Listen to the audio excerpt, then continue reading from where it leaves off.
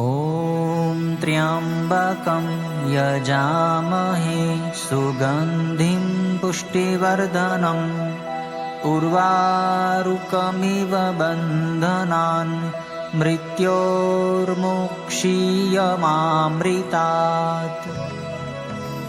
કરોડો બ્રહ્માંડોના નાયક આશુતોષ મહાદેવના દિવ્ય ચરિત્રોનું દિગ્દર્શન કરાવતી પવિત્ર કથા એટલે શિવમહાપુરાણની સત્સંગ ભક્તિ સરિતા। સમસ્ત બ્રહ્માંડોમાં એકમાત્ર વ્યાપ્ત શિવતત્વનું સૂક્ષ્માતિ સૂક્ષ્મ નિરૂપણ કરતું મહર્ષિ વેદવ્યાસ રચિત મહાપુરાણ એટલે શિવમહાપુરાણની સત્સંગ ભક્તિ સરિતા। પૂજ્યપાદ સદગુરુ સ્વામી શ્રી નિર્દોષાનંદ સરસ્વતીજી મહારાજના કૃપાપાત્ર સદશિષ્ય સ્વામી શ્રી ભોલાનંદ સરસ્વતીજી મહારાજના ચરખા મુકામે વિક્રમ સંવત 2081ના ચાતુર્માસ દરમિયાન તેઓશ્રીના શ્રીમુખેથી પ્રવાહિત થયેલી શ્રી શિવમહાપુરાણ સત્સંગ ભક્તિ સરિતા પૂજ્ય શ્રીની અત્યંત સરળ ભાવ ભક્તિપૂર્ણ સુસ્પષ્ટ અને સર્વગ્રાહ્ય સુમધુર વાણી દ્વારા વહેતી આ કથા સરિતા હૃદયમાં પ્રસ્ફુટિત કરે છે અદ્ભુત શિવ ચરણાનુરાગ।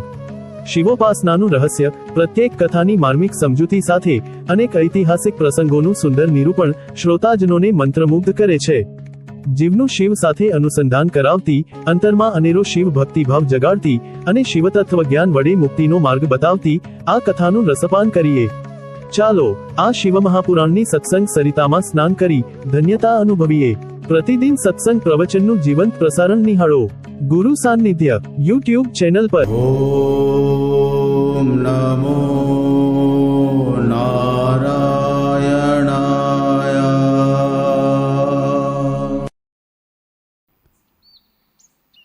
અનેક જન્મોના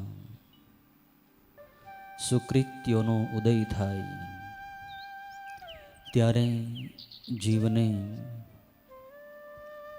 શિવ ચરણોમાં અનુરાગ થાય છે, શિવ ભક્તિમાં એનું ચિત્ત લાગે છે, શિવ પૂજામાં એને આનંદ આવે છે અને શિવની કથાનો સુઅવસર એને મળે છે।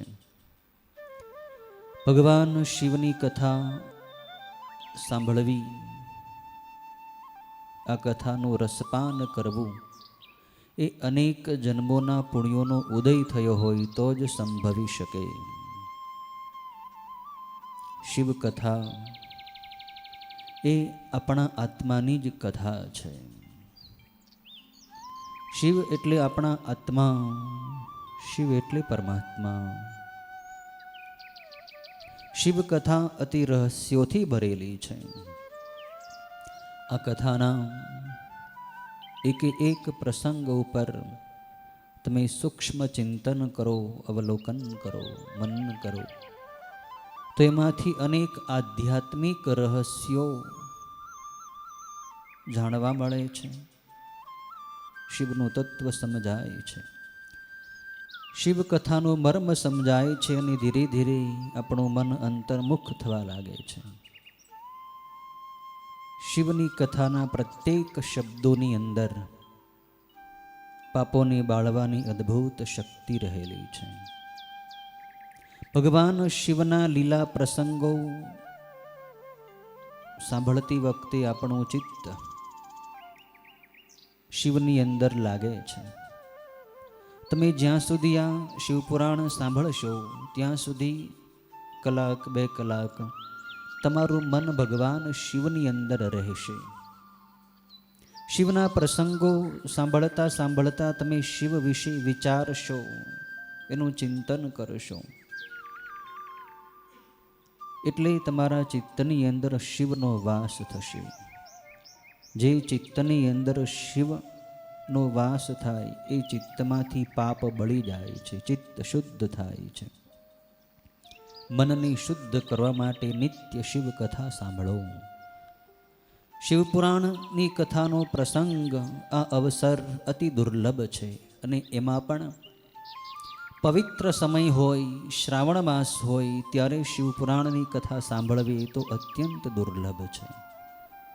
શ્રાવણ મહિનાનો તો એક પણ દિવસ ભગવાન શિવની આ શિવપુરાણની કથા સાંભળ્યા વગર જવો ન જ જોઈએ। શ્રાવણ મહિનાનો એક પણ દિવસ શિવ પૂજા કર્યા વગર ન જવો જોઈએ, શિવ નામનો જપ કર્યા વગર ન જવો જોઈએ। આ મહિનો કલ્યાણ માટેનો, મોક્ષ માટેનો મહિનો છે. શરીર સશક્ત છે, આપણે કંઈક ભજન ભક્તિ કરી શકીએ છીએ, કોઈ પ્રકારનું બંધન નથી, આપણે આશ્રમે આવી શકીએ છીએ. તો ચોક્કસ આ કથાની અંદર આવો, પૂજાની અંદર આવો.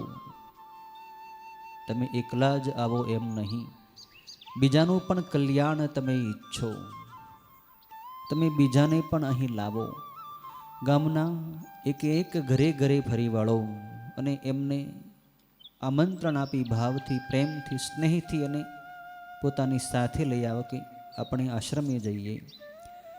ભગવાન શિવની, શિવપુરાણની કથા થઈ રહી છે અને એમાં પણ શ્રાવણ મહિનો છે. તો આ મહિનો તો શિવનો જ મહિનો છે. શિવની ભક્તિ બધાએ કરી છે. તો તમે શા માટે આ કથારૂપી ગંગામાં સ્નાન કરતા વંચિત રહી જાઓ છો? ગામના આંગણેથી આ ગંગાનો પ્રવાહ વહી રહ્યો છે અને આપણે સ્નાન કર્યા વગર કોરા રહી જઈએ તો બહુ મોટું નુકસાન થયું ગણાય. નાનું નુકસાન નહીં, મોટું નુકસાન છે. એટલે કોઈ પણ નિમિત્તે બધાને બોલાવો, તમારા સગા સ્નેહીઓને બોલાવો, એમને પણ લાવો. પ્રાતઃકાળમાં ભગવાન શિવની પાર્થિવ શિવલિંગની પૂજા થઈ રહી છે. આ પૂજા કોઈ શુષ્ક કર્મકાંડ નહીં, પણ એક સર્વોત્તમ ભક્તિમય આરાધના છે, સાધના છે. આ પૂજાના વાતાવરણની અંદર પણ કોઈ જીવ આવી જાય, કોઈ માણસ આવી જાય, અહીં બેસી જાય તો એની પૂજા ભગવાન ગણી લેશે. ભલે અહીંયા આવીને બેસશે, પૂજા સાંભળશે.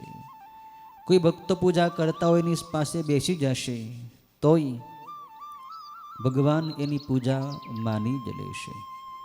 અહીંના આ આશ્રમના વૃક્ષો પણ ધન્ય છે કે જે ભગવાન શિવની આ કથા સાંભળે છે, શિવની પૂજાના વાતાવરણની અંદર એ રહે છે. આ આશ્રમના પવિત્ર પટાંગણમાં હરવા ફરવાવાળા, વિચરવાવાળા પક્ષીઓ, પશુઓ, કીડા મકોડા પણ ધન્ય છે કે જે આ પવિત્ર વાયુમંડળની અંદર રહે છે. અહીંયા જન્મ્યા છે, અહીંયા જીવે છે, અહીંયા જ મરશે. એના પણ પાપ બળશે, એનું પણ કલ્યાણ થશે. આ અત્યંત સુયોગ છે. લેશ માત્ર પણ જો શિવની અંદર થોડી ભક્તિ થાય તોય જીવ સમસ્ત દેહધારીઓ માટે વંદનીય બની જાય છે. એમ સૂતજી સ્કંદ પુરાણમાં કહે છે, ભક્તિ લેશ યુત શંભો સવંદ્ય સર્વદેહિનામ. જેના હૃદયની અંદર થોડી ઘણી એક અંશ માત્ર પણ ભગવાનની ભક્તિ હોય શિવની, તોય આખું જગત એને વંદન કરે છે, બધા માટે વંદનીય, પૂજનીય બની જાય છે. અને એમાંય આપણે જો અનન્ય ભાવથી શિવનું ભજન કરીએ તો આપણું કલ્યાણ થઈ જ ગયું. એક શિવની અંદર ચિત્તને સ્થાપી દો. શિવ સંપૂર્ણ દેવ છે, શિવ દેવોના દેવ છે. શિવથી મોટા કોઈ દેવ નથી, શિવથી શ્રેષ્ઠ બીજું કોઈ તત્વ નથી. જેમ સમુદ્રની અંદર સ્નાન કરીએ તો બધી નદીઓમાં સ્નાન થઈ ગયું ગણાય, કેમ કે જગતની તમામ નદીઓના જળ સમુદ્રની અંદર ભળે છે, મળે છે. એમ શિવ સમુદ્ર જેવા અગાધ, વિશાળ, ગંભીર મહાસાગર જેવા છે. કેમ કે શિવની અંદર જ બધાય દેવો ઉત્પન્ન થાય છે, શિવમાં જ રહે છે, શિવમાં જ બધાય ભળે છે. શિવ સર્વદેવમય છે. એટલે શિવની પૂજા, શિવલિંગની પૂજા એ મહાપૂજા કહેવાય છે. એમાં બધાય દેવતાઓની પૂજા થઈ ગઈ ગણાય છે. પાર્થિવ શિવલિંગની પૂજા તો અતિ ઉત્તમ. એકવાર પાર્થિવ શિવલિંગની પૂજા તમે કરી લીધી તો બધાય દેવતાઓની પૂજા થઈ જાય. બધાય દેવતાઓ રાજી થઈ જાય કે ધન્ય છે આને કે એણે સાર તત્વ પકડી લીધું, એક શિવને પકડી લીધા. એટલે અમે બધાય એને વશ થઈ ગયા. કૃષ્ણ, રામ, વિષ્ણુ, બ્રહ્મા, ઇન્દ્ર, ચંદ્ર, સૂર્ય તમામ દેવતાઓ શિવની ઉપાસના કરે છે. અને એમાંય શ્રાવણ મહિનો હોય ત્યારે તો ખાસ બધા દેવતાઓ શિવની આરાધના કરતા હોય છે. શ્રદ્ધા રાખો કે શિવ છે, શિવ અહીંયા છે, શિવ મારા છે, આપણે શિવના છીએ. અને આપણે જે કાંઈ કથા સાંભળીએ છીએ, શિવની પૂજા કરીએ છીએ, શિવ એને જાણે છે. આપણે બધાય આ શિવ મહાપુરાણની સત્સંગ ભક્તિ સરિતામાં સ્નાન કરી રહ્યા છીએ ને ભગવાન શિવની બધી ખબર છે કે અમારી કથામાં કોણ આવે છે. કેમ કે શિવ અહીંયા છે જ, આપણી આસપાસ આ પવિત્ર વાયુમંડળની અંદર શિવ વિલસી રહ્યા છે.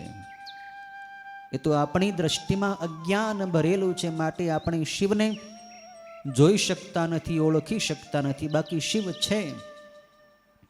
તમે પૂજા કરો છો, તમે ધૂન બોલો છો, તમે ધ્યાન કરો છો, એ બધાયને શિવ જાણે છે. તો શું એનું ફળ તમને નહીં મળે?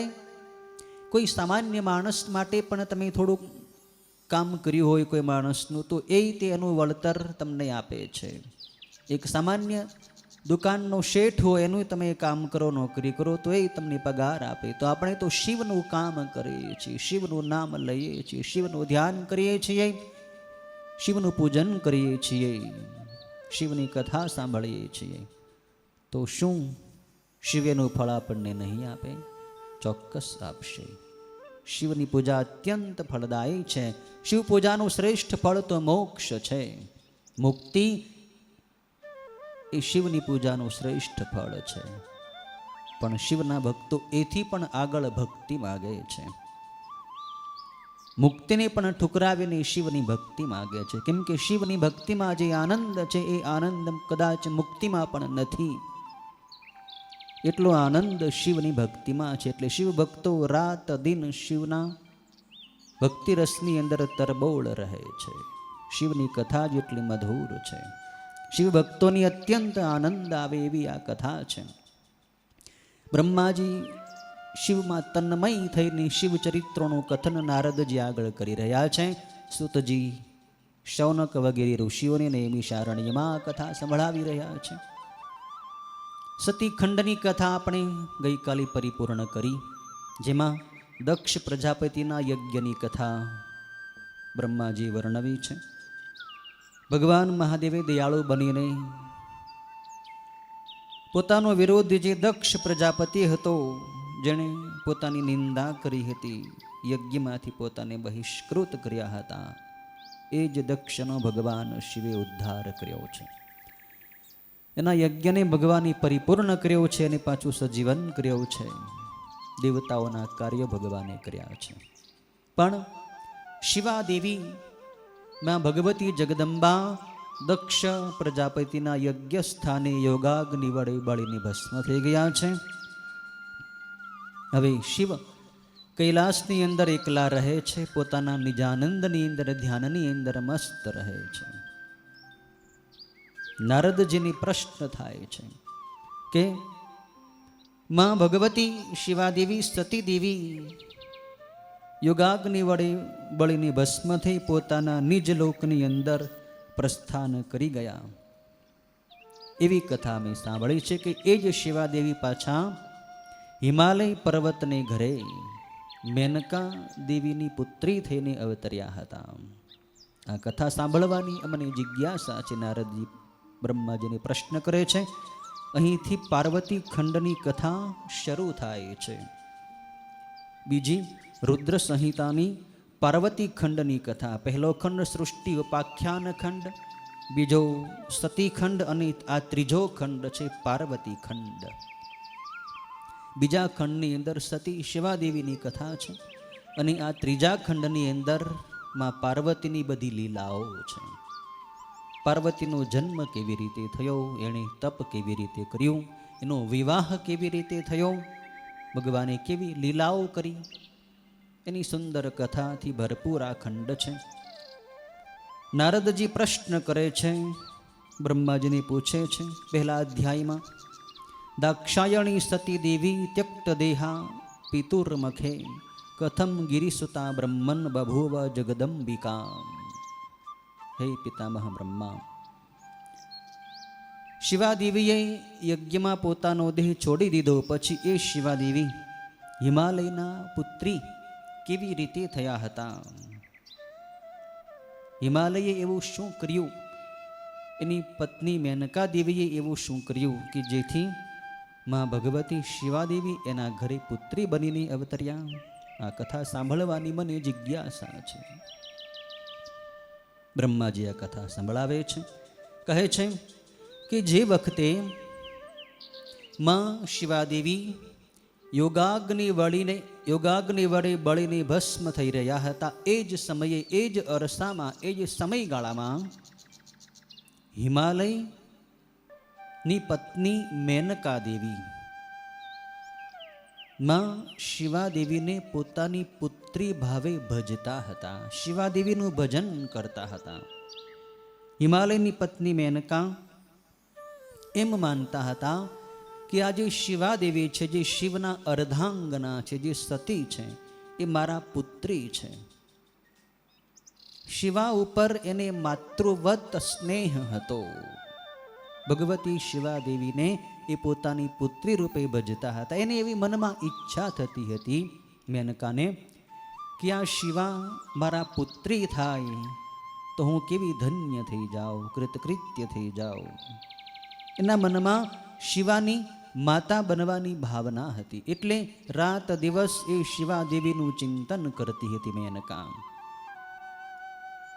એ જ વખતે જ્યારે માં ભગવતીએ પોતાનો દેહ છોડ્યો ત્યારે શિવાદેવી તો બધું જાણે છે કે કોણ મારું ભજન કરે, કોને મારામાં સ્નેહ છે, કોણ મારી કઈ ભાવથી ઉપાસના કરે છે.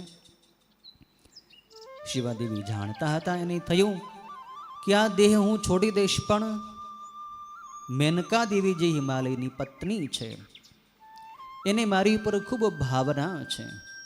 એની એવી ઈચ્છા છે કે હું એની પુત્રી થાવ તો મારે એની ઈચ્છા પૂરી કરવી જોઈએ. માતાજી તો પોતાના બાળકોની ઈચ્છા પૂરી કરે છે. આખું જગત તો શિવાદેવીનું સંતાન છે. ભલે શિવાદેવીને કોઈ પણ રીતે ઉપાસે, શિવાદેવી તો જગતની માતા છે. ભલે મેનકા એને પુત્રી રૂપે ભજે છે, પણ શિવાદેવી તો જગતની માતા છે.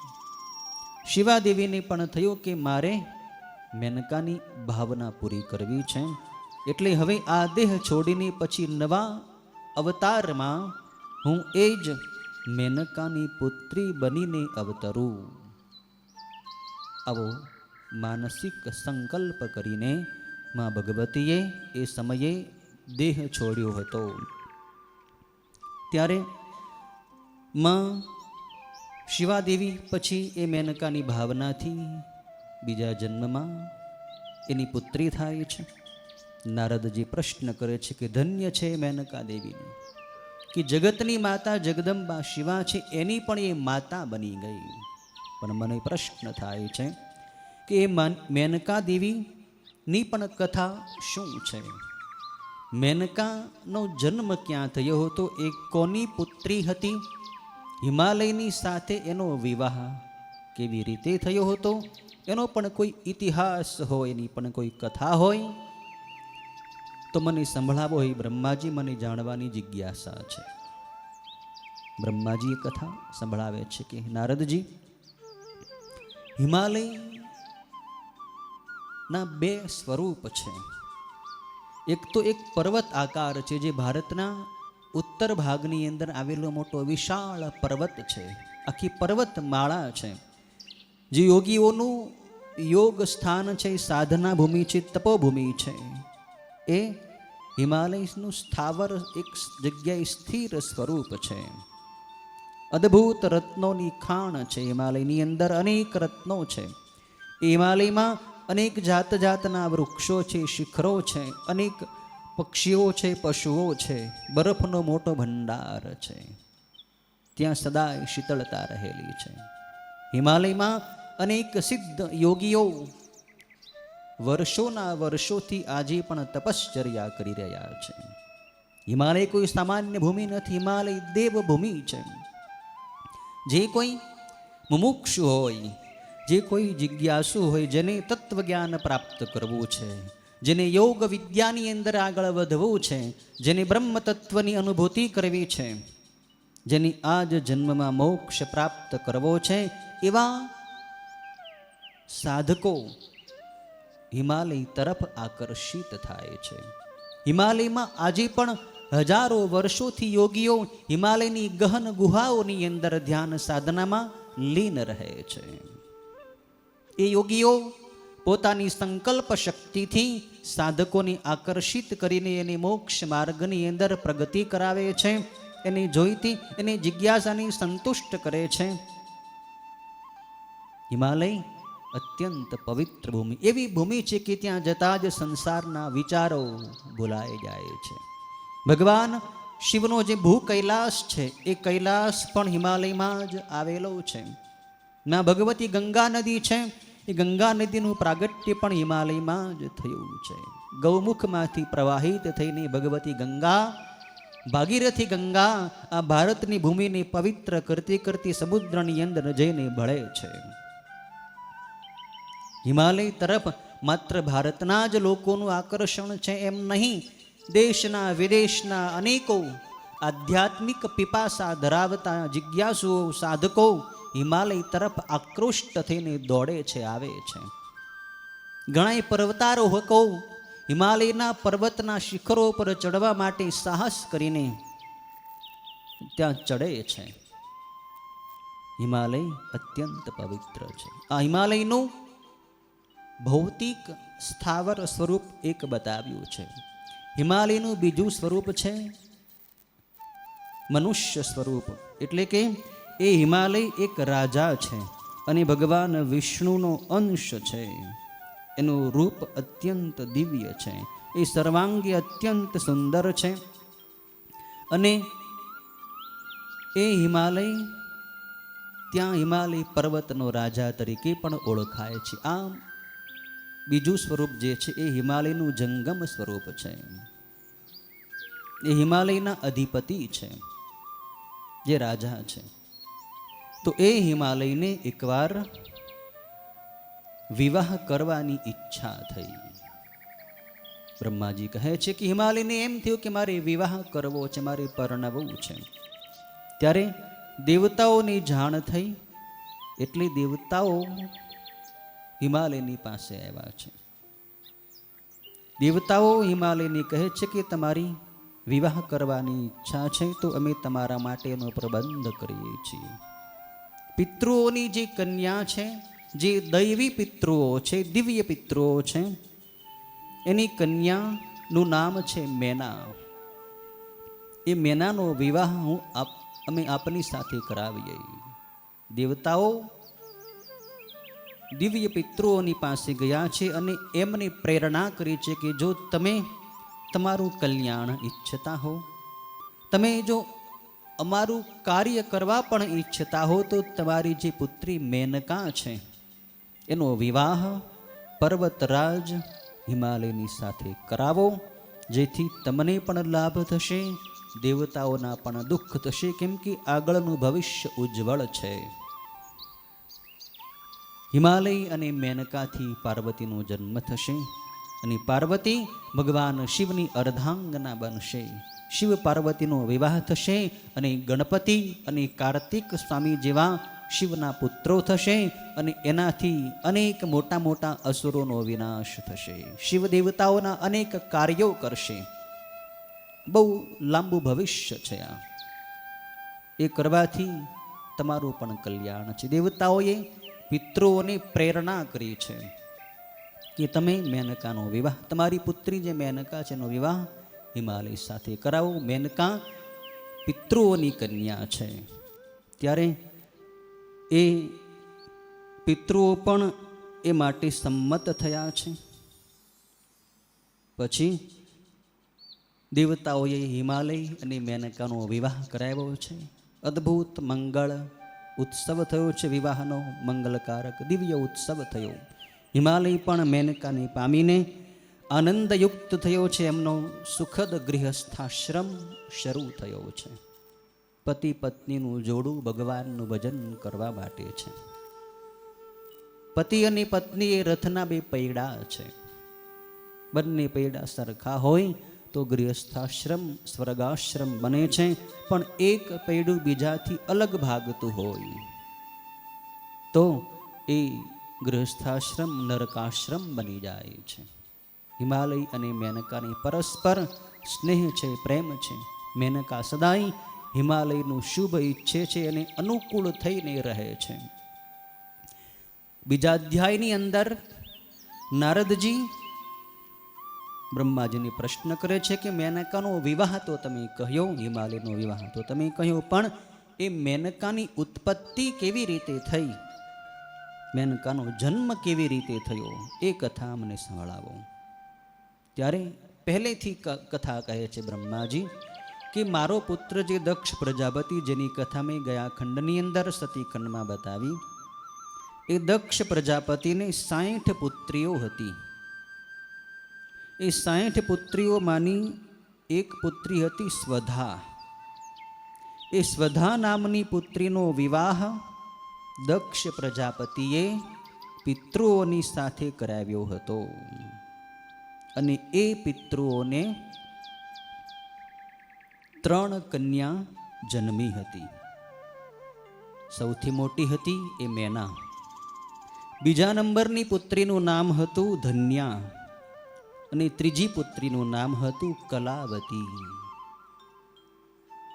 આ ત્રણેય પિતૃઓની માનસ પુત્રીઓ કહેવાય છે, કેમ કે આ ત્રણેય દીકરીઓ પિતૃઓના મનથી ઉત્પન્ન થઈ હતી. પિતૃઓની પત્ની હતી સ્વધા, પણ સ્વધાની કુખેથી, સ્વધાના ગર્ભમાંથી આ ત્રણેય દીકરીઓ જન્મી નહોતી. પિતૃઓના મનમાંથી આ ત્રણેય કન્યાઓ જન્મી હતી. માટે આ ત્રણેય બહેનો પિતૃઓની માનસ પુત્રી કહેવાય છે, મેના, ધન્યા અને કલાવતી. આ ત્રણેય બહેનો જગતમાં ખૂબ વંદનીય થઈ, લોકોની માતાઓ થઈ અને શ્રેષ્ઠ યોગીની થઈ. એ અંદર અદ્ભુત જ્ઞાન હતું.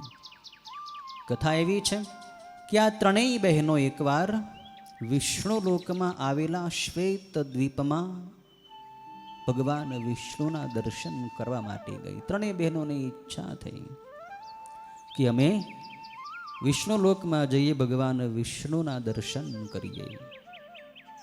ત્રણેય બહેનો આવી છે. એ વખતે ત્યાં વિષ્ણુ લોકની અંદર બહુ મોટા મોટા યોગીઓ, સિદ્ધો, મહાત્માઓ, ભક્તો, દેવતાઓ આવેલા હતા.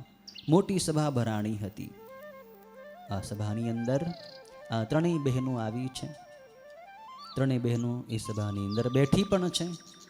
પણ થોડી વાર પછી ત્યાં ભગવાન વિષ્ણુની વહાલા એવા સનકાદિ કુમારો, જે 4 ભાઈઓ છે, સનક, સનંદન, સનાતન અને સનદ, આ 4 ભાઈઓ જે છે એ સનત કુમાર કહેવાય છે. એનું આગમન ત્યાં થયું છે. 4 ભાઈઓ ત્યાં આવ્યા છે. સનત કુમારોનું સ્વરૂપ બાળ સ્વરૂપ છે. ઉંમર બહુ મોટી છે, પણ એનું શરીરનું સ્વરૂપ બહુ નાનું બાળક જેવા રહે, સદાય કુમાર અવસ્થામાં રહે છે. બ્રહ્મજ્ઞાની છે, તત્વજ્ઞાની છે, ભગવાન વિષ્ણુના ભક્ત પણ છે. એ સનકાદિ કુમારો, સનકાદિ ભાઈઓ એ વિષ્ણુ લોકની અંદર આવ્યા છે. ત્યારે સનકાદિ કુમારોની આવેલા જોઈને બધાય મોટા મોટા ઋષિઓ, મુનિઓ બધાય ઊભા થઈ ગયા છે.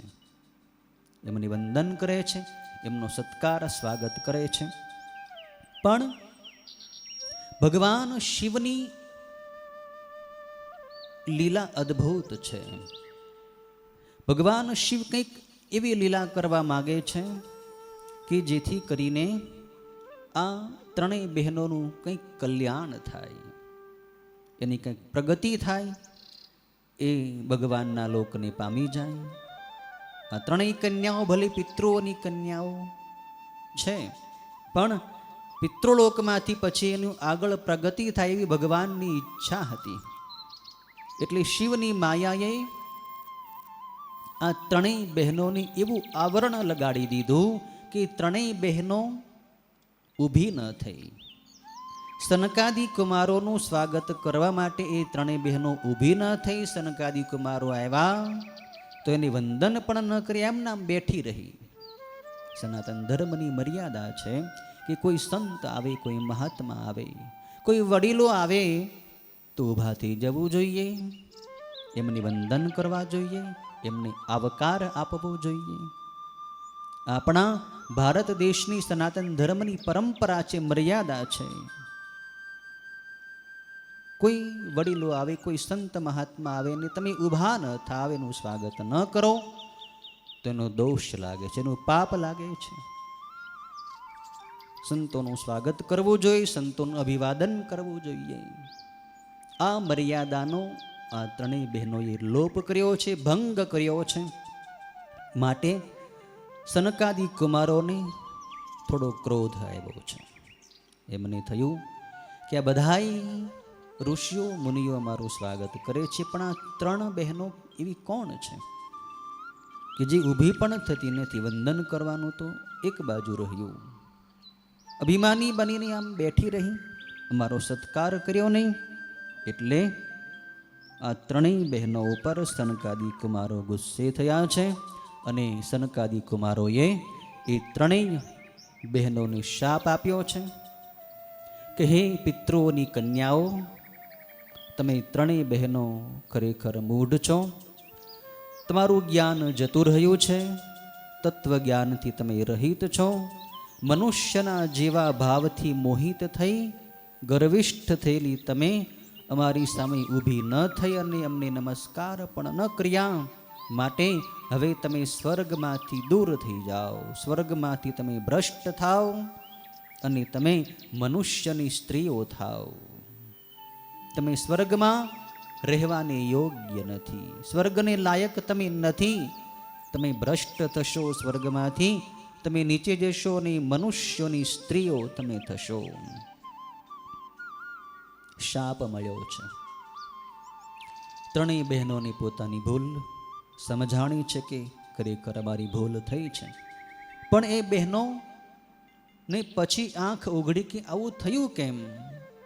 એ ત્રણેય બહેનો સનકાદિ કુમારોની જોઈને પહેલાં તો આશ્ચર્યચકિત થઈ ગઈ હતી. એટલે એમને મનમાં કાંઈ એવો ભાવ નહોતો કે અમે સનકાદિ કુમારોની નમસ્કાર ન કરીએ અને એ મારાથી નાના છે ને એ નમસ્કારને યોગ્ય નથી, એવું કંઈને હતું નહીં બહેનોને. એ તો વિચારી આ બધું દ્રશ્ય જોઈને આમનામ જોતી જોતી બેઠી જ રહી, એને કાંઈ ખ્યાલ જ રહ્યો નહીં કે મારે વંદન કરવા જોઈએ, મારે ઊભું થવું જોઈએ. બિચારી બહેનોની કાંઈ ખબર ન રહી અને આ ભૂલ થઈ ગઈ, શાપ મળી ગયો. પછી એની આંખ ઉઘડી એટલે પસ્તાવો થયો. સનત કુમારોના ચરણોમાં વંદન કરે છે, ક્ષમા માગે છે ત્રણેય બહેનો કે અમને ક્ષમા કરો મુનિવર, ક્ષમા કરો. અમે મંદમતી સ્ત્રીઓ છે, મૂઢ બનીને અમે આપને ભાવથી પ્રણામ કર્યા નથી અને એનું જ ફળ, અમારી ભૂલનું ફળ અમને મળી ગયું છે. આપે અમને શાપ આપ્યો છે, એમાં આપનો કોઈ દોષ નથી, દોષ અમારો છે, ભૂલ અમારી છે. અમારે વંદન ખરેખર કરવા જોઈએ. બહેનો પોતાની ભૂલ સ્વીકારે છે કે અમારી ભૂલ અમે સ્વીકારીએ છીએ, અમને ક્ષમા કરો. પણ હવે તમે એવી કૃપા કરો, ભલે અમે મનુષ્યની સ્ત્રી થશું, મનુષ્ય યોનિમાં અમને જન્મ મળશે, પણ ત્યાંથી પાછો અમારે સ્વર્ગમાં કઈ રીતે આવવું, સ્વર્ગમાં પછી અમારું સ્થાન કઈ રીતે અમને પ્રાપ્ત થશે, એનો કોઈ ઉપાય આપ અમને બતાવો, અમને ક્ષમા કરો. કુમારોની પ્રાર્થના કરે છે ત્યારે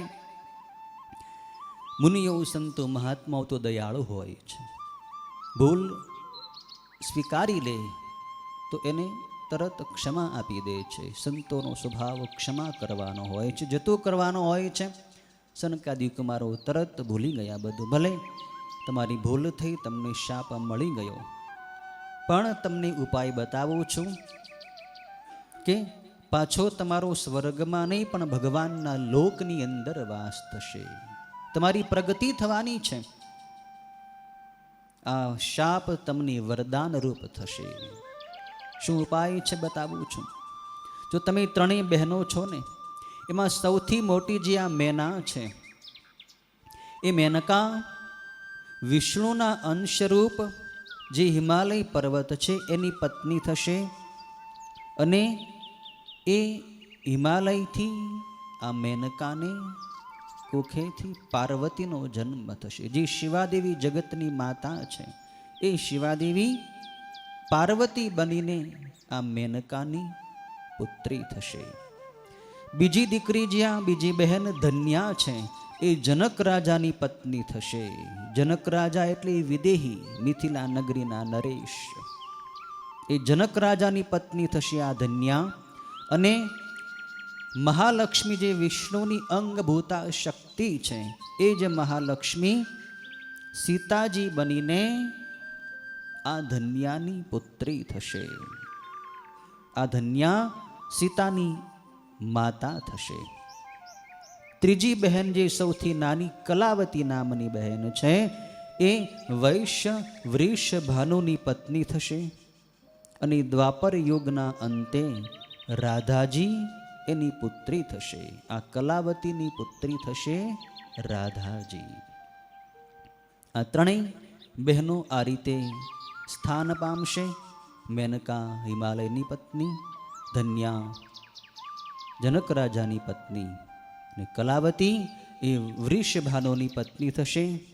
પાર્વતી, સીતા અને રાધા આ ત્રણેય એમની પુત્રીઓ થશે. પાર્વતી ભગવાન શિવનું તપ કરીને શિવને પામી જશે, શિવની અર્ધાંગના બનશે. અને શિવની કૃપાથી આ મેનકા શિવલોકમાં પદ પામશે. કૈલાસની અંદર એનો વાસ થશે આ મેનકાનો. સ્વર્ગમાં નહીં પણ સ્વર્ગથી પણ ઊંચે, સૌથી ઊંચામાં ઊંચું જે કૈલાસ લોક છે એ કૈલાસના પદને પામી જશે આ મેનકા. સીતાજી ભગવાન રામની અર્ધાંગના થશે. અને રામની કૃપાથી આ ધન્યા મહાન યોગી થઈને વૈકુંઠ ધામને પામી જશે. અને વૃષભાનુની પત્ની જે કલાવતી છે એની પુત્રી જે રાધા થશે એ ભગવાન કૃષ્ણને ગુપ્ત રૂપે ભજીને ગુપ્ત રૂપે એની પત્ની થઈને એને સેવશે, એની અર્ધાંગના થશે.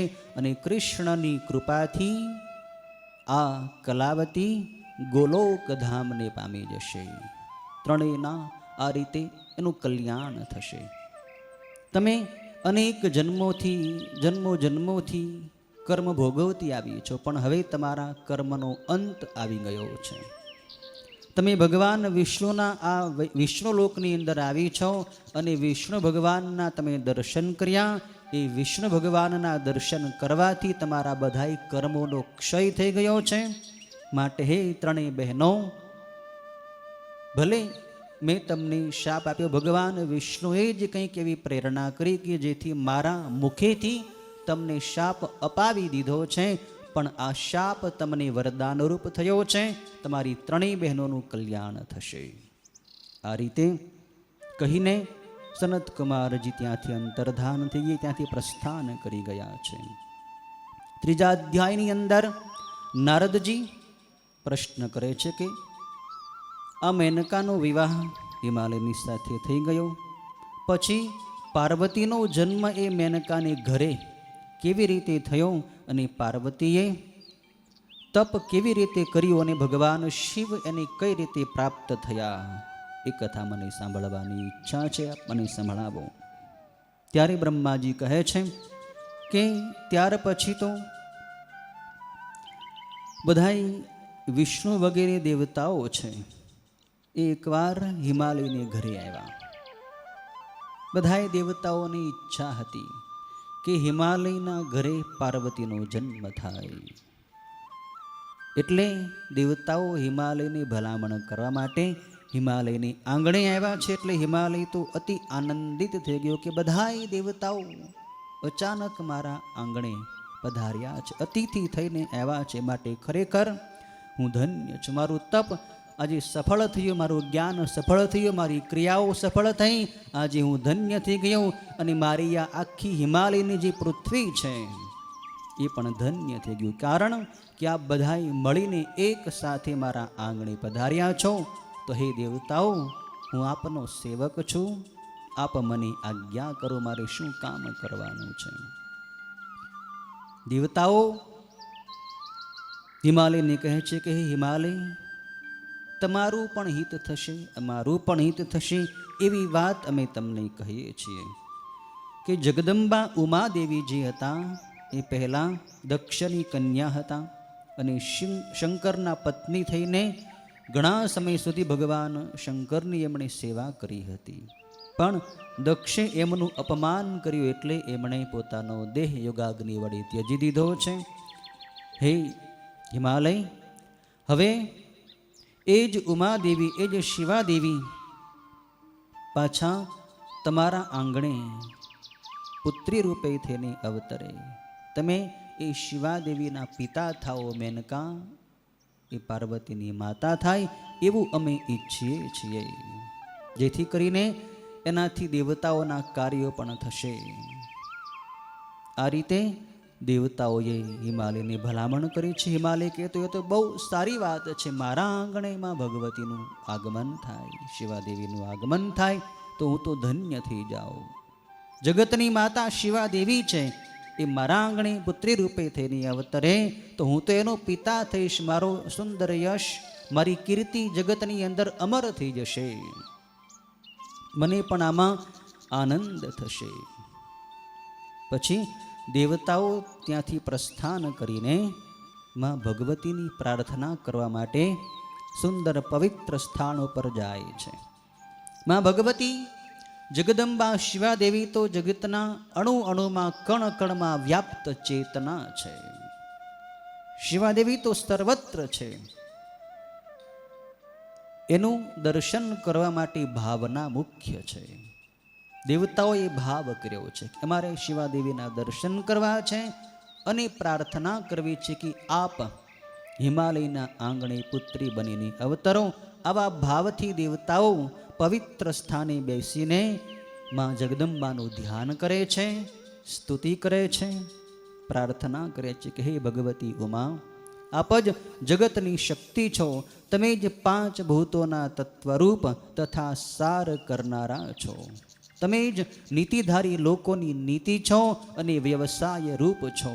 હે જગદંબા ભવાની, તમે સામવેદનું સંગીત છો, યજુર્વેદની ગાંઠ અને આહુતિઓ પણ તમે છો, ઋગ્વેદની ઋચાઓ તથા અથર્વવેદની શ્રેષ્ઠ ગતિ પણ તમે છો, જે સમગ્ર દેવોના સમુદાયની શક્તિરૂપ તમો ગુણમય પરમાત્માના ગુણ સત્વ સ્વરૂપે જ કેવળ દેખાતા અને રજોગુણના વિસ્તારથી કેવળ એક સંસાર સ્વરૂપે સંભળાય છે, તેનું અહીં અમે સ્તવન કર્યું છે. હે જગદંબા ભવાની, આપ અમને દર્શન આપો. અમે આપના દર્શનની ઈચ્છાથી એકત્રિત થઈને આપની સ્તુતિ કરી રહ્યા છીએ.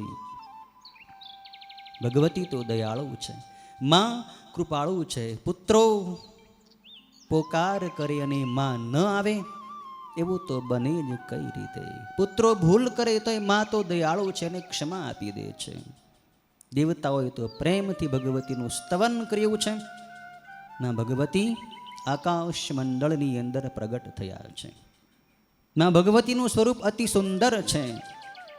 કોમળ સુવાળા બિછાના પાથરેલા રથની અંદર માં ભગવતી બેઠા છે. રત્નમય એ ઉત્તમ દિવ્ય રથ છે. કરોડો સૂર્યો કરતાં પણ અધિક તેજ માં ભગવતીના અંગમાંથી પ્રકાશિત થઈ રહ્યું છે. ઉપમા રહિત ભગવાન શંકરની સાથે વિલાસ કરનારા એ શિવાદેવી અનુપમ સૌંદર્યથી યુક્ત હતા. એ શિવાદેવી તો સદાય શિવલોકની અંદર એક સ્વરૂપે વસે છે. એ શિવા તો ત્રણેય દેવતાઓની માતા છે. ઉગ્ર સ્વરૂપ છે છતાંય સૌમ્ય સ્વરૂપ પણ છે. એ સર્વની પીડાઓનો નાશ કરનારા છે, છતાં દુષ્ટોને દંડ દેવાવાળા પણ એ જ ભગવતી છે. માં ભગવતી આકાશની અંદર પ્રગટ થયા અને દેવતાઓને કહ્યું છે કે તમે કયા કારણે મારું સ્મરણ કર્યું છે, કયા કારણે મને યાદ કરી છે, તમારો અભિપ્રાય શું છે, તમારી શું ઈચ્છા છે, મને જણાવો. ત્યારે દેવતાઓ શિવાદેવીને પ્રાર્થના કરે છે કે હે જગદંબા મહેશ્વરી, હે કલ્યાણી, હે શિવના પત્ની, પહેલા દક્ષના પુત્રી થઈને આપ શિવના પત્ની થયા હતા અને દક્ષથી જ અપમાન પામીને તમે યોગ શક્તિ વડે પોતાનું શરીર છોડ્યું હતું. હે મહેશ્વરી, તમે પોતાનું શરીર ત્યજી દીધું એટલે અમારું દેવતાઓનું જે કાર્ય આપે કરવાનું હતું એ કાર્ય હજી અધૂરું છે. આપના ઘરે પુત્રનો જન્મ થાય અને એ પુત્ર મોટા મોટા અસુરોનો વિનાશ કરે, એવી અમારી દેવતાઓની પણ ભાવના છે, એવી અમારી ઈચ્છા છે. માટે હે શિવાદેવી, હવે આપ નવો અવતાર ધારણ કરો.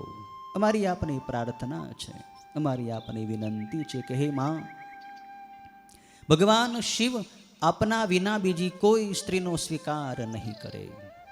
શિવને વશ કરવાવાળા, શિવને પ્રસન્ન કરવાવાળા કોઈ સ્ત્રી જગતમાં હોય તો એક આપ જ છો માં. આપ નવો અવતાર ધારણ કરી હિમાલયના ઘરે મેનકાને વિશે પુત્રી રૂપે પ્રગટ થાવ, આ અમારી પ્રાર્થના છે. દેવતાઓએ પ્રાર્થના કરી છે. ત્યારે ઉમાદેવી બધાએ દેવતાઓને કહે છે કે હે દેવતાઓને, હે ભગવાન વિષ્ણુ, હું તમારા પર પ્રસન્ન થઈ છું અને તમારી પ્રાર્થના છે તો હું પૃથ્વી પર પૂર્ણ અવતાર લઈશ, એ ખરેખર નક્કી છે. અને એમાં ઘણા કારણો પણ છે. હે દેવતાઓ, પહેલાં જ્યારે હું સતીના રૂપે હતી, શિવાદેવી હતી, દક્ષની પુત્રી હતી, ત્યારે પણ હિમાલય અને મેનકાએ મારી ખૂબ ભક્તિ કરી હતી, મારી ખૂબ એણે સેવા કરી હતી, માનસિક સેવા કરી હતી. મેનકા તો ખાસ મને ચાહે છે, મારામાં મેનકાને ઘણો પ્રેમ છે. મેનકા પણ ઈચ્છે છે કે હું એની પુત્રી બનું. તો મેનકાની ભક્તિની ભાવના પૂર્ણ કરવા માટે પણ મારે એના ઘરે પુત્રી બનીને અવતરવાનું છે. દેવતાઓ, તમે ચિંતા ન કરો, હું મેનકાની પુત્રી થઈને લાંબા કાળ સુધી મોટું તપ કરીશ. પાર્વતી બનીને, પર્વતરાજ હિમાલયની પુત્રી બનીને હું મોટું તપ કરીશ અને ભગવાન શિવને પામી જઈશ. શિવ ખરેખર દયાળુ છે, શિવની લીલા ખરેખર અદ્ભુત છે, એ જ્ઞાનીઓની પણ મોહ કરનારી છે. પણ છતાં હું તપ કરીને મારા મહાદેવને પ્રસન્ન કરીશ. મને વિશ્વાસ છે કે મહાદેવ મારો સ્વીકાર જરૂર કરશે. મારે પણ આ જગતમાં ઘણી લીલાઓ કરવાની છે, એ કાર્ય હજી મારું પણ અધૂરું છે. માટે એ કાર્ય હું જરૂર કરીશ. હું લૌકિક ગતિનો આશ્રય કરીને હિમાલયની પત્ની વિશે અવતાર લઈશ. આ ખરેખર સત્ય છે. હવે તમે બધાય પોતપોતાના સ્થાને જાઓ અને નિત્ય ભગવાન શંકરનું ભજન કરો. શિવની કૃપાથી તમારા બધાય દુઃખ નાશ પામશે. માતાજીએ દેવતાઓની ઈચ્છા પૂરી કરી છે. 5મા અધ્યાયની અંદર નારદજી પ્રશ્ન કરે છે કે એ શિવાદેવીને પોતાની પુત્રી રૂપે અવતરિત કરવા માટે હિમાલયે અને મેનકાએ શું તપ કર્યું? હિમાલય અને મેનકાની ઈચ્છા તો છે, પણ એમનામ કઈ માતાજી થોડા આવે, એના માટે કંઈક તપ કરવું પડે, એના માટે ભજન કરવું પડે. તો હિમાલય અને મેનાએ, પતિ પત્ની બંનેએ એવું શું ભજન કર્યું કે તપ કર્યું કે જેથી મેનકા, જેથી શિવાદેવી એની પુત્રી થયા? બ્રહ્માજી કહે છે કે સંતાનની ઈચ્છાથી પર્વતરાજ હિમાલયે અને મેનકાએ પણ ઉત્તમ તપ શરૂ કર્યું. એ બંને પતિ પત્ની રાત દિવસ શિવાદેવીનો અને ભગવાન શિવનું ભજન કરવા લાગ્યા. પોતાનું ચિત્ત શિવ અને શિવાની અંદર સ્થાપી દીધું છે. એમાં પણ ખાસ તો મેનકા દેવી 27 વર્ષ સુધી ચૈત્ર મહિનાથી માંડીને દરરોજ આનંદયુક્ત થઈને શિવાદેવીનું પૂજન નિયમિત કર્યું છે. દર અષ્ટમીના દિવસે એટલે કે 8મને દિવસે ઉપવાસ કરી મેનકા દેવીએ 9મી તિથિએ એટલે કે 9મીને દિવસે ગંગા કિનારે ઔષધથી યુક્ત ટેકરા ઉપર ઉમાદેવીની માટીની મૂર્તિ બનાવીને એને દૂધપાક, ચંદન, પુષ્પ, લાડુ વગેરેથી એમની ખૂબ ઉમાદેવીની પૂજા કરી છે. મેનકા દેવીની ખૂબ ભાવના છે ઉમાદેવી ઉપર કે ઉમા મારી પુત્રી બને. કોઈ વખતે તો વ્રત લઈને આ મેનકા દેવી તદ્દન નિરાહાર રહેતી. કોઈ વખતે માત્ર જળનો જ આહાર કરીને એ દિવસો પસાર કરતી. આ રીતે 27 વર્ષ સુધી મેનકા દેવીએ અદ્ભુત તપ કર્યું છે. એ તપના પ્રભાવથી એનું તેજ વધ્યું છે અને એ તપના ફળરૂપે એકવાર માં ભગવતી ઉમાદેવી શિવાદેવી મેનકાની સમક્ષ સાક્ષાત પ્રગટ થયા છે. માં ઉમાદેવીએ મેનકાને કહ્યું કે હે પર્વતરાજની પત્ની મેના, તારા મનમાં તારી જે ઈચ્છા હોય તે વરદાન તું મારી પાસે માગ, હું તને તારું ઈચ્છિત વરદાન હું આપીશ એ નક્કી છે. ત્યારે મેનકાના મનમાં ઈચ્છા હતી કે પહેલાં તો મારી ઉમાદેવીની સ્તુતિ કરવી છે, પણ બિચારી મેનાને કંઈ સ્તુતિનું જ્ઞાન હતું ને કે કયા શબ્દોથી હું ઉમા ભવાનીની સ્તુતિ કરું. એટલે માં ભગવતી ઉમાદેવી મેનકાને આલિંગન આપે છે ને ભેટી પડે છે. એટલે એ મેનકાની અંદર એવું અદ્ભુત જ્ઞાન થયું. માં ઉમાદેવીના સ્પર્શથી મેનકાને એટલું અદ્ભુત અંદરથી જ્ઞાન પ્રગટ થયું કે જેથી મેનકામાં ભવાનીની ખૂબ સુંદર સ્તુતિ કરે છે કે હે બંધનોની તોડવામાં કારણ આપ ભગવતી ઉમા, હું આપને નમસ્કાર કરું છું. તમારું ભજન સંસારના લોકોની ભવસાગરથી પાર પહોંચાડી દે છે. આપ જ જગતની માતા છો, આપ જ નિત્ય છો, તમે જ અગ્નિમાં રહેલી ઉગ્ર શક્તિ છો. હે ભગવતી, આપ જ સૂર્યના કિરણોની દાહિકા શક્તિ છો અને તમે જ મોટા ચંદ્ર પ્રકાશની હર્ષકારક શક્તિ છો. આપ ચંડીને હું સ્તવું છું અને નમું છું. સ્ત્રીઓમાં સજ્જનોની પ્રિયા તમે છો, તેમજ નૈષ્ઠિક બ્રહ્મચારીઓની કાયમી શક્તિ પણ તમે છો. વિષ્ણુની માયા પણ તમે છો, જે દેવી ઇષ્ટ સ્વરૂપો ધારણ કરી જગતની ઉત્પત્તિ, પાલન અને નાશ કરે છે અને બ્રહ્મા વિષ્ણુ તથા રુદ્રના શરીરનું પણ કારણ છે. તે જ તમે આજે મારા ઉપર પ્રસન્ન થયા છો. હું આપને વારંવાર પુનઃ પુનઃ નમસ્કાર કરું છું. મેનકાએ સ્તુતિ કરી છે. ના ભગવતી કહે છે કે તમારી શું ઈચ્છા છે, માગો હું તમને આપીશ. મેનકા અદ્ભુત વરદાનમાં ભગવતી પાસે માગે છે. કહે છે કે હે શિવે, આપનો જય હો. હે મહાબુદ્ધિમતી મહેશ્વરી, હે જગદંબા, જો આપ મને વરદાન આપવા માગતા હો તો પ્રથમ તો મને 100 પુત્રો થાઓ. હું 100 પુત્રોની 100 દીકરાઓની માતા બનું. એ બધાય દીકરાઓ, એ બધાય પુત્રો લાંબા આયુષ્યવાળા હોય, પરાક્રમી હોય અને રિદ્ધિ સિદ્ધિથી યુક્ત હોય. એ 100 દીકરાઓ પછી મને એક દિવ્ય પુત્રીનો જન્મ થાય. મારે ઘરે એક કન્યાનો જન્મ થાય, જે કન્યા સ્વરૂપથી તથા ગુણોથી શોભતી અને બંને કુળને આનંદકારક થાય. અને એ કન્યા એવી કન્યા હોવી જોઈએ કે જગતમાં સર્વત્ર એ પૂજ્ય હોય, બધાય લોકો એની પૂજા કરતા હોય. હે શિવાદેવી, હું આપને સ્પષ્ટ કહું છું કે આપ જ મારા આંગણે મારા પુત્રી બનીને અવતરો. હું આપની માતા બનવા ઈચ્છું છું. આપ મારી પુત્રી બનીને તપ કરો અને ભગવાન રુદ્રના આપ અર્ધાંગના બનો, એની પત્ની બનો અને જગતમાં લીલાઓ કરો. ભગવતી ઉમાદેવી પણ પ્રસન્ન થયા છે. એને વરદાન આપ્યું છે કે હે મેનકા, તને પરાક્રમી 100 પુત્રો થશે. તેમાં જે સૌથી પહેલો પુત્ર થશે તો અદ્ભુત બળવાન અને પરાક્રમી હશે. પછી તારી ભક્તિથી સંતોષ પામેલી હું પોતે જ તારી પુત્રી થઈશ અને દેવતાઓના કાર્ય કરીશ અને તપ કરીને ભગવાન શિવની અર્ધાંગના બનીશ. આ વરદાન મેં તને આપ્યું છે.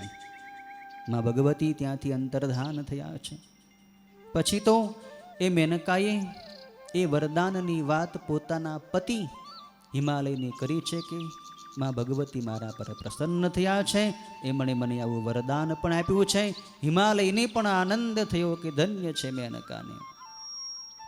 એ અરસામાં થોડા સમય પછી મેનકાની કુખેથી પ્રથમ એક પુત્રનો જન્મ થયો છે. એ પુત્રનું નામ છે મૈનાક. મૈનાક એ મોટો પર્વત છે મહાન શક્તિશાળી છે, હિમાલયનો એ પુત્ર છે.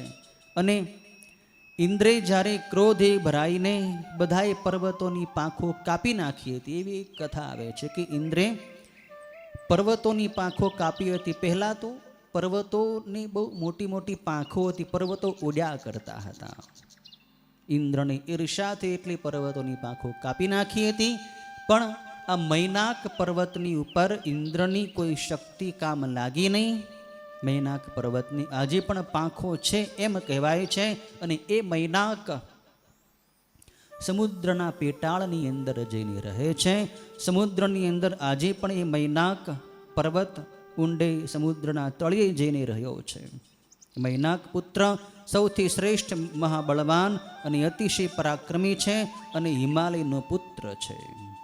એનો જન્મ થયો એ વખતે હિમાલયે પોતાના નગરમાં અદ્ભુત મોટો ઉત્સવ કર્યો છે. સર્વત્ર મંગળ કર્યું છે, બ્રાહ્મણોને દાન દીધા છે. ત્યાર પછી માં પાર્વતીનો જન્મ કઈ રીતે થાય છે એની કથા 6ઠ્ઠા અધ્યાયની અંદર છે. બ્રહ્માજી કહે છે કે હિમાલયની હવે ઈચ્છા હતી કે હવે માં પાર્વતીનો જન્મ મારા આંગણે થવો જોઈએ. એટલે એમણે બંનેએ માં ભગવતીને મનોમન પ્રાર્થના કરી. હિમાલય અને મેનકાએ કહે, માં આપે અમને વરદાન આપ્યું છે, એનો સમય હવે પૂર્ણ થવા આવ્યો છે. આપ અમારા આંગણે પુત્રી રૂપે અવતરિત થાઓ. પ્રાર્થના સાંભળી છે માતાજીએ. અને પ્રથમ તો હિમાલયના ચિત્તની અંદરમાં ભગવતીએ પ્રવેશ કર્યો છે. ભગવતીનું અવતરણ, ભગવતીનો અંશ હિમાલયની અંદર આવ્યો છે. એટલે હિમાલય પણ દિવ્ય તેજયુક્ત થયો છે. પછી એ જ હિમાલયે એ તેજ મેનકાની અંદર સ્થાપ્યું છે. મેનકાનું શરીર પણ દિવ્ય બન્યું છે અને મેનકાનું સૌંદર્ય પણ ખીલી ઉઠ્યું છે. ત્યાર પછી સમય જતાં 9મો મહિનો વીત્યો અને 10મો મહિનો પણ પૂરો થઈ ગયો. ત્યારે જગદંબા કાલિકા એ મેનકાની શરીરમાંથી બહાર દિવ્ય સ્વરૂપે પ્રગટ થયા છે. પણ માતાજીને કોઈ સ્ત્રીની કુખની અંદર આવવું પડતું નથી. ભગવાનના કોઈ અવતારો થાય તો એને ગર્ભના દુઃખ વેઠવા પડતા નથી. એ તો અવતરિત થાય છે, એને કોઈ દુઃખ ન હોય. ભગવાનના વિગ્રહની અંદર, ભગવાનના જે અવતારો છે એના શરીરની અંદર કોઈ હાડ માંસ અને ચામડા ન હોય. એનું શરીર તો દિવ્ય તેજથી બનેલું હોય છે.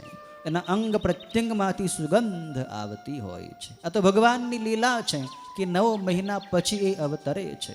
માં ભગવતીની લીલા છે કે 9 મહિના પછી એ અવતરે છે. બાકી એને ગર્ભની અંદર રહેવું પડતું નથી. પણ મનુષ્ય રૂપે એને અવતરિત થવાનું હતું, એટલી આવી લીલા કરી છે.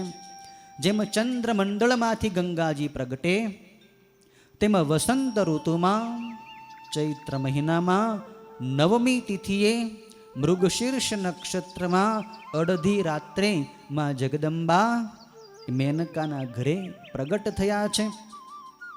જેમ લક્ષ્મીજી સમુદ્રમાંથી બહાર નીકળે તેમ એ શિવાદેવી મેનકાના શરીરમાંથી બહાર પ્રગટ થયા છે અને દિવ્ય રૂપે થઈ મેનકાને દર્શન આપ્યા છે. માતાજીનું સ્વરૂપ અત્યંત સુંદર છે, દિવ્ય છે. આકાશમાં રહીને માં ભગવતી એને દર્શન આપે છે. મેનકા પણ દર્શન કરે છે, પ્રાર્થના કરે છે કે હે ભગવતી ઉમાદેવી, આપે ખૂબ કૃપા કરી અને આપ મારા ઘરે અવતરિત થયા છો.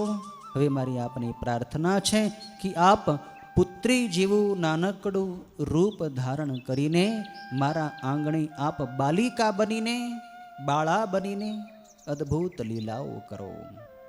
ત્યારે દેવી ઉમા કહે છે કે હે મેનકા, તે મારું તપ કર્યું હતું, મેં તને વરદાન પણ આપ્યું હતું. એ વરદાન પ્રમાણે હું અવતરિત થઈ છું. હવે હું તારી પુત્રી થાઉં છું અને તારા ઘરે બાલિકા બનીને હું લીલા કરીશ. માં ભગવતી એ જ વખતે ત્યાં બાલિકા બની ગયા અને લૌકિક ગતિનો આશ્રય કરીને ત્યાં રુદન કરવા લાગ્યા. જેમ નાની બાળા હોય, દીકરી જન્મે એને રડવું આવે, એમ માં ભગવતી રડવા લાગ્યા. બધી લીલા કરે છે. બાળાનું રુદન સાંભળીને એ પ્રસૂતિ ગૃહમાં રહેવાવાળી જે બધી સ્ત્રીઓ હતી એને ખબર પડી કે દીકરીનો જન્મ થયો છે. આ શુભ સમાચાર, આ શુભ સંદેશ એ પ્રસૂતિ ગૃહની સ્ત્રીઓએ હિમાલયને સંભળાવ્યો છે. હિમાલયને પણ અત્યંત હર્ષ થયો છે કે મારે ઘરે પુત્રીનો જન્મ થયો. 100 પુત્રો પછી આ દીકરીનો જન્મ થયો. એટલે હિમાલય તો અત્યંત આનંદમાં છે. એણે પુત્રીના જન્મના શુભ સમાચાર જણાવવાવાળા જે લોકો હતા એને અદ્ભુત ઇનામ આપ્યું છે. જે એણે માગ્યું એ બધું એને દાનમાં આપ્યું. બહુ માગ્યા દાન આપ્યા છે હિમાલયે. એને ગરીબોને દાન આપ્યા છે. અત્યંત મંગળના ગીતો ગાવા એ હિમાલયના ઘરે ગીત સંગીત વાળી ધ્વનિ થવા માંડી. લોકો બહુ મોટો ઉત્સવ કરવા લાગી. હિમાલયના આખા રાજ્યની અંદર બહુ મોટો મંગલ મહોત્સવ થયો છે. મહોત્સવ સાથે હિમાલયે પોતાના દરબારના દરવાજે આવીને ભિક્ષુકોને દ્રવ્ય દાન દીધા છે. એ જે બાળા હતી માં ભગવતી, એનું સ્વરૂપ અત્યંત શ્યામ રંગનું હતું. કાળા રંગનું એનું શરીર હતું એટલે એનું નામ કાલી નામ પાડ્યું છે હિમાલયે. ત્યાર પછી એ પર્વતની પુત્રી છે. હિમાલય પર્વત છે તો પર્વતની પુત્રી હોવાને કારણે પર્વત ઉપરથી પાર્વતી નામ પડ્યું છે. અને એ જ પાર્વતી જ્યારે તપ કરવા માટે જવા લાગ્યા ત્યારે માં મેનકાએ પહેલાં તો એને ના પાડી હતી કે બેટી તું તપ કરવા ન જા. હે ઉમા, તું તપ કરવા ન જા એમ તપ કરવાની ના પાડી ત્યારે એનું નામ ઉમા એવું નામ પડ્યું છે. આવા અલગ અલગ નામમાં ભગવતીના પડ્યા છે. પછી માં ભગવતી થોડી મોટી ઉંમરમાં થયા, કુમારી અવસ્થામાં આવ્યા ત્યારે એણે યોગ્ય સદગુરુની પાસેથી ઉપદેશ પ્રાપ્ત કર્યો છે. ગુરુદેવની પાસેથી બધી વિદ્યાઓ ભણી છે. માં ભગવતી અહીં કહે છે કે બાળાઓએ, દીકરીઓએ પણ ભણવું જોઈએ, એણે પણ અભ્યાસ કરવો જોઈએ, એમણે પણ અક્ષર જ્ઞાન શાસ્ત્ર જ્ઞાન પ્રાપ્ત કરવું જોઈએ. એમને પણ અધિકાર છે, જેવો પુરુષોને અધિકાર છે જ્ઞાન પ્રાપ્ત કરવાનો, ભણવાનો, એવો અધિકાર સ્ત્રીઓને પણ છે જ. ભગવતીએ બધી વિદ્યાઓ પ્રાપ્ત કરી છે. 8મા અધ્યાયની અંદર કથા છે કે હે બ્રહ્માજી કહે છે નારદજીને કે હે નારદજી, એકવાર તમે પોતે હિમાલયના આંગણે લીલા કરવા માટે ત્યાં આગમન કર્યું. તમે એકવાર હિમાલયના ઘરે ગયા. તો હે મુનિવર, તમે ત્યાં ગયા એટલે હિમાલયે તમારું સ્વાગત સત્કાર કર્યો છે. અને પછી પ્રશ્ન કર્યો છે કે હે દેવર્ષિ નારદજી, મારી આ પુત્રી પાર્વતી છે, મને એ પ્રાણ કરતાંય વધારે વહાલી છે. હું આપની પાસે એના જન્મનું ફળ જાણવા માગું છું અને એનું ભવિષ્ય જાણવા માગું છું. મને એ જિજ્ઞાસા છે કે મારી આ દીકરી કોની પત્ની થશે, એનો પતિ કેવો હશે. ત્યારે નારદજી હિમાલયને સંભળાવે છે કે હે પર્વતરાજ હિમાલય, તમે સાંભળો, આ તમારી કન્યા તો ઘણી ધન્ય છે, સ્ત્રીઓમાં અતિ ઉત્તમ છે અને પતિને સુખ આપવા વાળી છે. એનું જે પણ પતિ થશે એને આ પરમ સુખ આપશે. આ તમારી પુત્રી તો તમારા બંનેની એટલે કે એના માતા પિતાની કીર્તિને વધારશે. એના હાથમાં બધી રેખાઓ શુભ છે, બધા લક્ષણો શુભ લક્ષણો છે. પણ નારદજી એક કટાક્ષ ભરેલી વાત હિમાલયને કહે છે. નારદજી એમ કહે છે કે આ તમારી દીકરીના હાથની એક જ રેખા અવળી રેખા છે અને એ અવળી રેખાનું ફળ એ છે કે એનો જે પતિ થશે ને એ ખરેખર કુળ વગરનો હશે, એનો પતિ મા બાપ વગરનો હશે, એનો પતિ કામના વગરનો હશે એટલે કે નિષ્કામ હશે, એનો પતિ અમંગળ વેશવાળો હશે અને એનો પતિ ખોપરીઓની માળા પહેરવા વાળો હશે. સંકેત કરે છે નારદજી, પણ હિમાલય સમજી શકતા નથી કે એ પતિ કોણ હશે. એટલે હિમાલય શંકા કરે છે કે આવો પતિ જો મારી દીકરીને મળશે તો બહુ અનિષ્ટ કહેવાય. પણ આપ જ્યારે કહો છો તો આપનું વચન ખોટું ન હોય નારદજી, પણ મને દુઃખ થાય છે કે આવો અમંગળ પતિ મારી પુત્રીને મળશે. ત્યારે નારદજી કહે છે કે હે હિમાલય, તમે ચિંતા ન કરો. એ લક્ષણો મેં જે એના પતિના બતાવ્યા છે એ બધા જ લક્ષણો ભગવાન શિવની અંદર છે.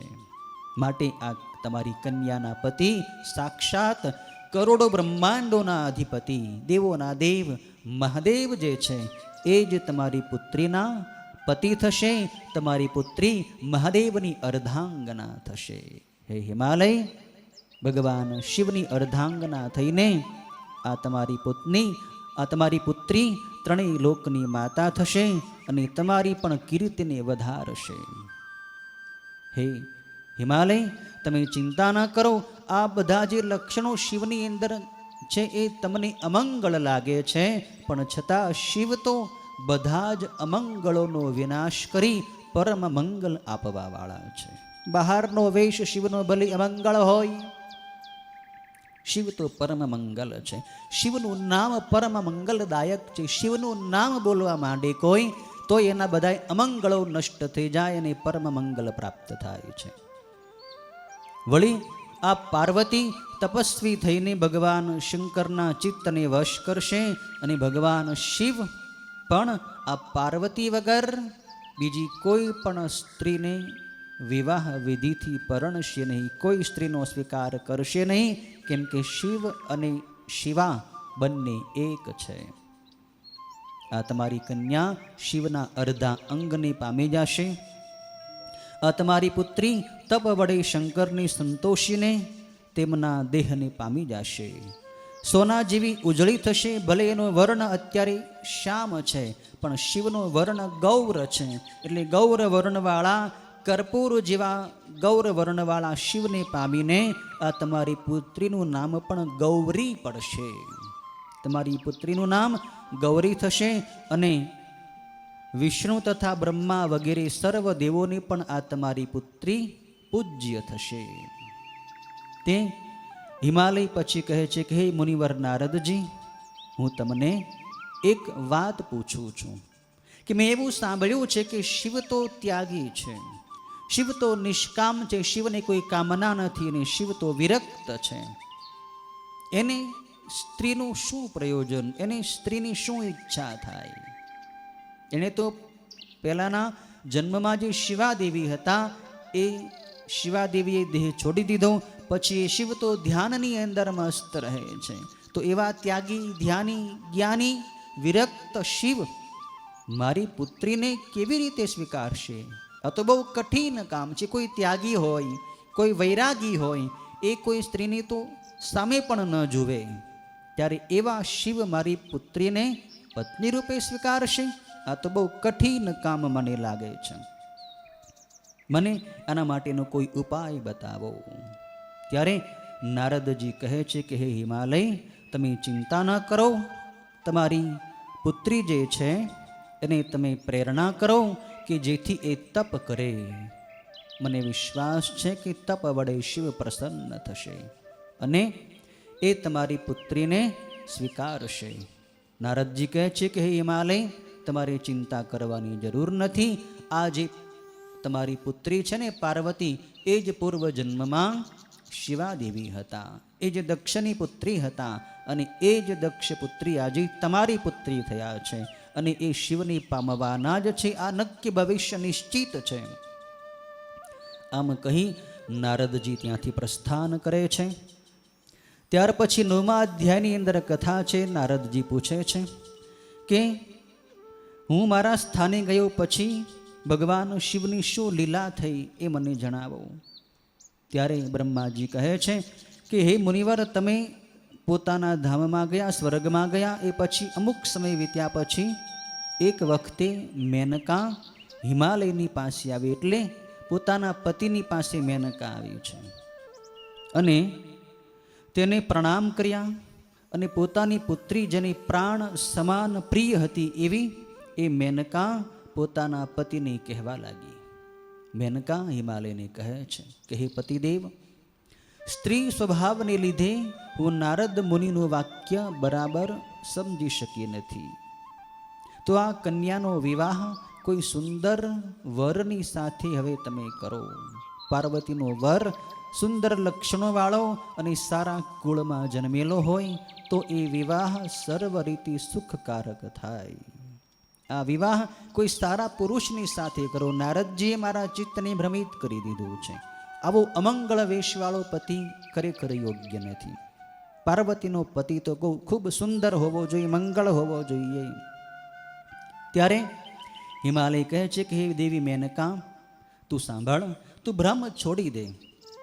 નારદનું વાક્ય ક્યારેય ખોટું થાય નહીં, કેમ કે નારદજી દેવર્ષિ છે.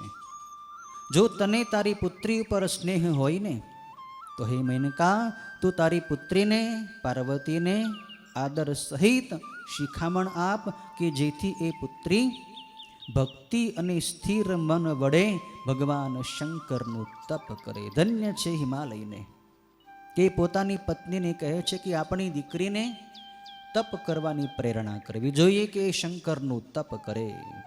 હે મેનકા, ભગવાન શંકર પ્રસન્ન થઈને જો પાર્વતીનો સ્વીકાર કરશે તો બધુંય સારું થશે અને નારદજી કહેલા બધા જ અમંગલોનો વિનાશ થશે, પરમ મંગલ પ્રાપ્ત થશે. શિવ વિશે બધા જ અમંગળો સદા મંગળરૂપ છે, માટે શિવની પ્રાપ્તિ કરવા પાર્વતીને તું જલ્દી તપ કરવાની પ્રેરણા આપ, શિખામણ આપ. હિમાલય મેનકાને સમજાવે છે. ત્યારે હિમાલયનું વાક્ય સાંભળીને મેનકા અતિ પ્રસન્ન થઈ અને તપ કરવા માટેની પ્રેરણા આપવા મેનકા પાર્વતીની પાસે ગઈ છે. મેનકાને એમ થયું કે હું પાર્વતીને કહું કે તપ કરે, પણ પાર્વતીના અંગ જોયા. અત્યંત સુકોમળ કુમારી અવસ્થા છે મા ભગવતીની. એના અંગ પ્રત્યંગને જોઈને મેનકાને દયા આવી ગઈ કે ક્યાં મારી આ કુમળી દીકરી. અને તપ તો બહુ મોટું કઠિન કામ છે. એ તો બહુ મોટા મોટા યોગીઓ કરી શકે, જેનું શરીર વજ્ર જેવું મજબૂત હોય. એવા જ ત્યાગીઓ, ધ્યાનીઓ, યોગીઓ તપ કરી શકે. તપમાં તો જંગલમાં જવું પડે, ભૂખ્યા રહેવું પડે, ઠંડી ગરમી વરસાદ સહન કરવા પડે, માન અપમાન સહન કરવું પડે. અને અમારી બાળા, અમારી પુત્રી પાર્વતી તો અત્યંત કોમળ છે અને મારા રાજભવનમાં મારા ઘરે ઉછરેલી છે. એ તપ ક્યાંથી કરી શકશે? આ વિચાર આવ્યો એટલે મેનકાને આંખમાં આંસુ આવી ગયા કે શું કરવું. પણ પાર્વતી પોતાની માતા મેનકાનો અભિપ્રાય જાણી ગયા, સમજી ગયા અને તરત જ એણે માતાને આશ્વાસન આપ્યું કે હે માં, તમે ચિંતા ન કરો.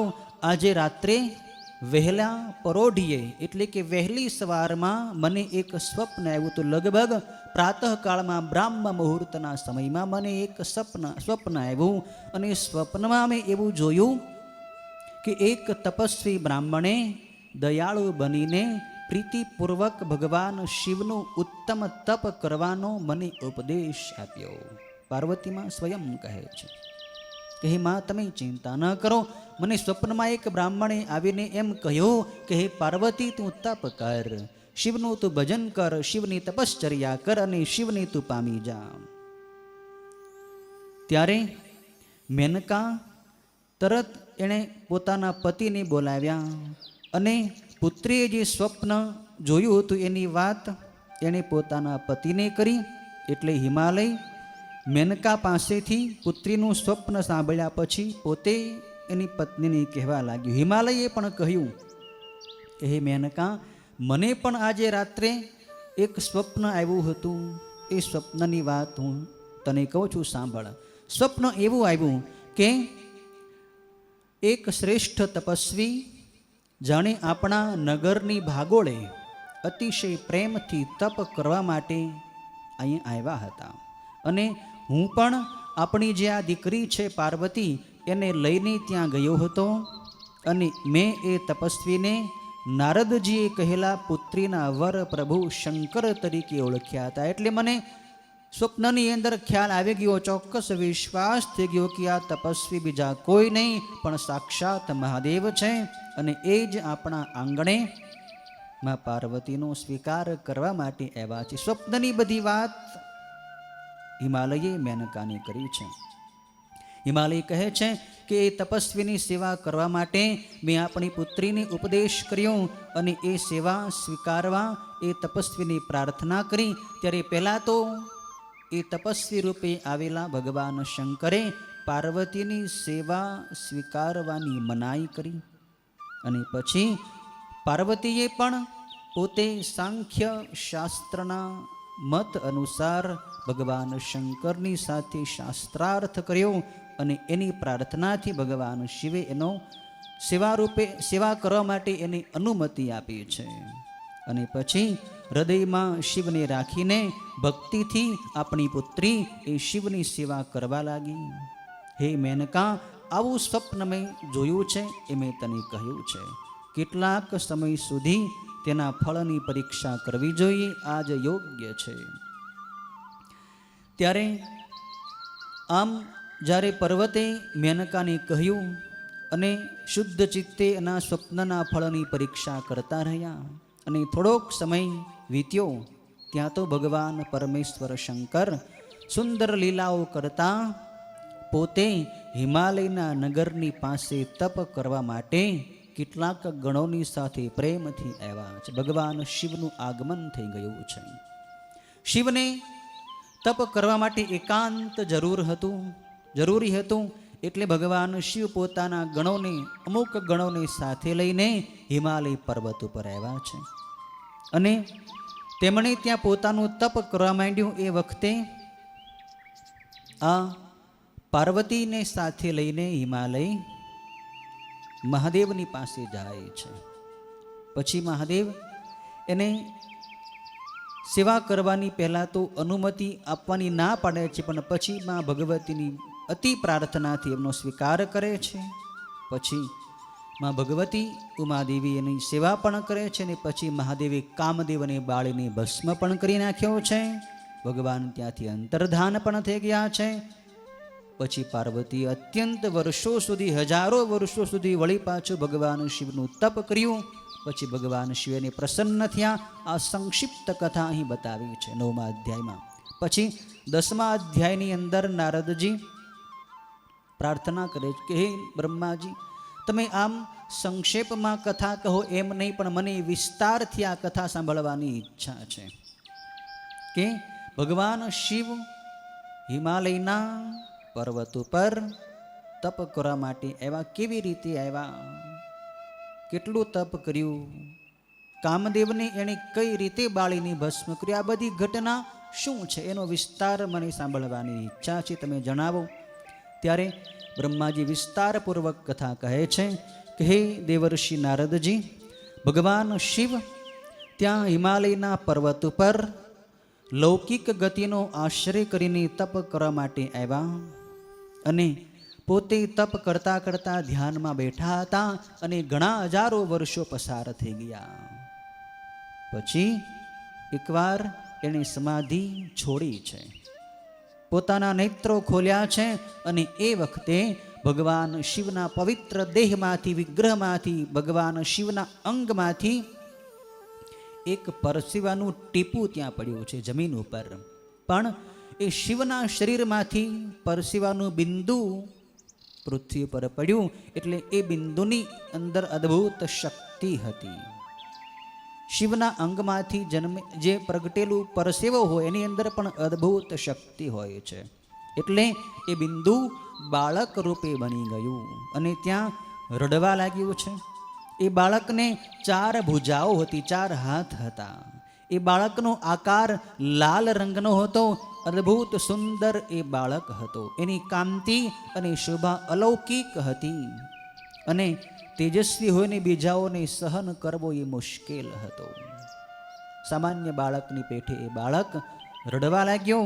અને એ વખતે માં પૃથ્વી, ધરતી માતા સુંદર સ્ત્રીનું શરીર ધારણ કરી અને પ્રગટ થઈ અને ભગવાન શિવની સામે નમસ્કાર કરીને ઊભી રહી. એટલે ભગવાન શંકરે એ પૃથ્વીને કહ્યું કે હે પૃથ્વી દેવી, તું ધન્ય છે. મારા આ પુત્રનું તું પ્રેમથી પાલન કર. આ પુત્ર હું તને સોંપું છું. મારા અંગમાંથી જન્મેલા, મારા અંગમાંથી પ્રગટેલા પરસેવાથી જન્મેલું આ બાળક છે. આનું તારે પાલન પોષણ કરવાનું છે. તું આની માતા બન અને આ બાળક તારા વિશે ઉત્પન્ન થયેલ છે. તારી ઉપર જ આ મારું ટીપું પડ્યું છે પૃથ્વી ઉપર, એટલે તું જ આની માતા છો. જો કે આ બાળક મારા પરિશ્રમના પરસેવાના જળથી થયો છે, તોય પણ તારું પ્રિય કરનાર થશે. અને તારા નામથી આ બાળકનું નામ થશે. તારું નામ છે ભૂમિ. ભૂમિ એટલે પૃથ્વી. તો ભૂમિ ઉપરથી આ બાળકનું નામ પડશે ભૌમ. ભૌમ એટલે મંગળ. જે મંગળ ગ્રહ છે ને, એ મંગળ ગ્રહ એટલે આ બાળક. મંગળવાર આપણે આવે છે, એ નામ પણ મંગળ ગ્રહ ઉપરથી પડેલું છે. અને એ મંગળ એ શિવના પરસેવાથી જન્મેલા છે. આમ કહીને ભગવાન શિવે એ બાળક એ પૃથ્વીને સોંપ્યો છે. એ પૃથ્વી પણ ભગવાન શિવની આજ્ઞા મેળવી લઈ એ પુત્રને સાથે રાખી પોતાના સ્થાને ગઈ અને અતિશય સુખ પામી. એ બાળક ભૌમ નામે પ્રસિદ્ધ થયો અને યુવાન થઈને કાશી નગરીમાં લાંબા કાળ સુધી એણે ભગવાન શંકરનું ખૂબ ભજન કર્યું છે.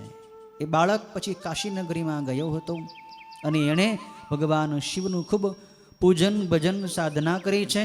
પૃથ્વીથી જન્મેલો એ ભૌમ ભગવાન વિશ્વનાથ શંકરની કૃપાથી ગ્રહપણું મેળવીને શુક્રના લોકથી પણ આગળ ઉપર રહેલા શ્રેષ્ઠ લોકમાં તરત જતો રહ્યો છે. શિવના ભજનથી આ પુત્રને ગ્રહપણું પ્રાપ્ત થયું છે. અને શુક્ર લોકથી પણ ઊંચે જે લોક છે મંગળ લોક છે. મંગળ લોકની અંદર આ બાળક જતો રહ્યો છે. 10મા અધ્યાયની આ કથા અહીં પૂરી થાય છે. 11મા અધ્યાયની અંદર બ્રહ્માજી કથા કરે છે કે ભગવાન શિવ એ અરસામાં જ્યાં જે હિમાલય ઉપર તપ કરવા આવ્યા હતા, તપની ઈચ્છા કરી હતી અને નંદી વગેરે કેટલાક ઉત્તમ શાંત ગણોને સાથે લઈને ગંગાવતાર નામના હિમાલયના શિખર ઉપર ગયા. ત્યાંથી ભગવાન પ્રસ્થાન કરી આગળ હિમાલયની ઉપર બીજું એક શિખર, તેનું નામ હતું ગંગાવતાર. એ શિખર ઉપર ભગવાન શિવ તપ કરવા માટે ગયા છે. ભગવાન શંકર આ ગંગાવતાર શિખર ઉપર આવ્યા. ત્યાં રહીને જીતેન્દ્રિય શંકરે તપ કરવાનો આરંભ કર્યો છે અને પોતે પોતાના આત્મ સ્વરૂપની અંદર ધ્યાનસ્થ થયા છે. જે આત્મા કેવળ ચૈતન્ય રૂપ હોય, જ્ઞાન દ્વારા પ્રગટે છે, નિત્ય દ્વૈતથી રહિત છે. એ આત્મા વિશે ભગવાન શિવ ધ્યાન પરાયણ થયા. ત્યારે ભગવાનના જે ગણો હતા, નંદી ભૃંગી વગેરે, એ ગણો પણ ધ્યાન તત્પર થયા.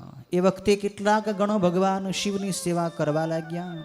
કેટલાક ગણો અવાજ કર્યા વગર મૌન રહીને શાંત ચિત્તથી ભગવાન શિવના દ્વારપાળ બન્યા છે.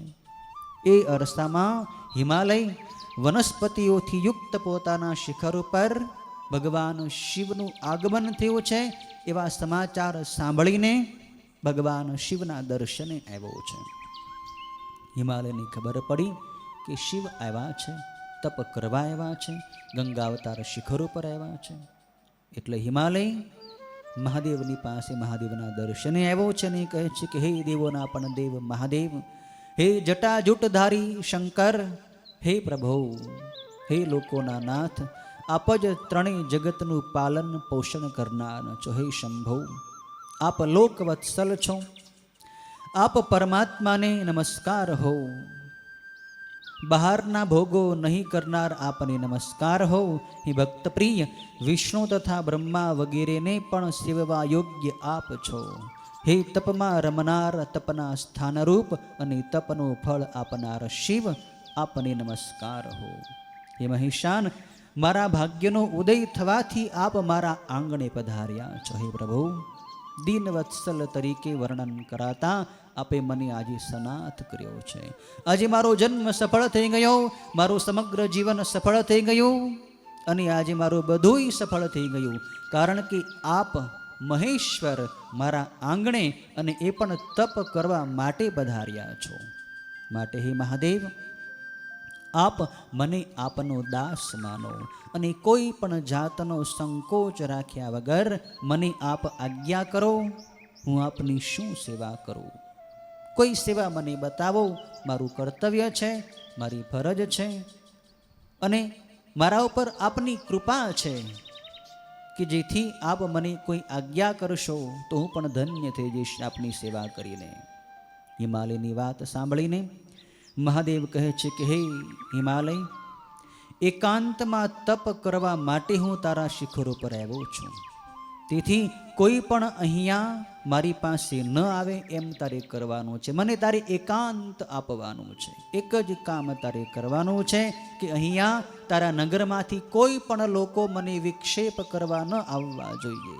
મારે શાંત સ્થાન જોઈએ, એકાંત જોઈએ, મારે તપ કરવું છે. તું મહાત્મા છે અને તપનું ધામ છે. સર્વકાળે મુનિઓના અને મહાત્માઓના આશ્રય રૂપ છે. વળી તું ગંગાને લીધે કાયમ પવિત્ર છે. તેથી જ તું ધન્ય છે. હે ગિરિરાજ હિમાલય, હું અહીં ગંગાવતાર શિખરના સ્થળે તારો આશ્રય કરીને જીતેન્દ્રિય રહીને તપ કરીશ. કારણ કે હે પર્વતોના પતિ, અહીં મારું તપ નિર્વિઘ્ન થશે. મને એવો વિશ્વાસ છે કે અહીંયા મને કોઈ વિઘ્ન નહીં કરે, માટે હું અહીં આવ્યો છું. તેથી હવે તારી વધારે કાળજી રાખવાની છે. આ જ મારી ઉત્તમ સેવા છે. હવે તું પોતાના ઘરે જા. બીજું મારે બીજી કોઈ સેવા મારે તારી પાસેથી લેવી નથી. ત્યારે હિમાલય કહે છે કે હે જગન્નાથ મહાદેવ, મેં આપને પૂજ્યા છે અને આપ પોતે જ આજે અહીં પધારી આ પ્રદેશ ઉપર રહ્યા છો, તો પછી હું આપની શી પ્રાર્થના કરું? હે મહેશાન, મોટા તપ દ્વારા યત્નપરાયણ તથા આશ્રિત બનેલા દેવો પણ આપની પામી શકતા નથી. પણ આજે આપે મારી ઉપર કૃપા કરી કે આજે આપ સાક્ષાત મારા આંગણે પધાર્યા છો. હું આપની પ્રેમથી એ પ્રમાણે સેવા કરીશ. પછી તો હિમાલય ત્યાંથી ગયો છે અને પોતાના નગરના જે અધિકારીઓ છે ને બધાને બોલાવીને સ્પષ્ટ ઘોષણા કરી દીધી છે હિમાલયે કે આજથી માંડી આપણામાંના કોઈએ પણ મારી આજ્ઞાથી વિરુદ્ધ થઈને મારા ગંગાવતાર શિખર ઉપર જવાનું નથી. આ હું સત્ય કહું છું. કોઈ પણ માણસ જો ત્યાં જશે ને તો એ મહાદુષ્ટને હું ખાસ શિક્ષા કરીશ. આ નક્કી છે.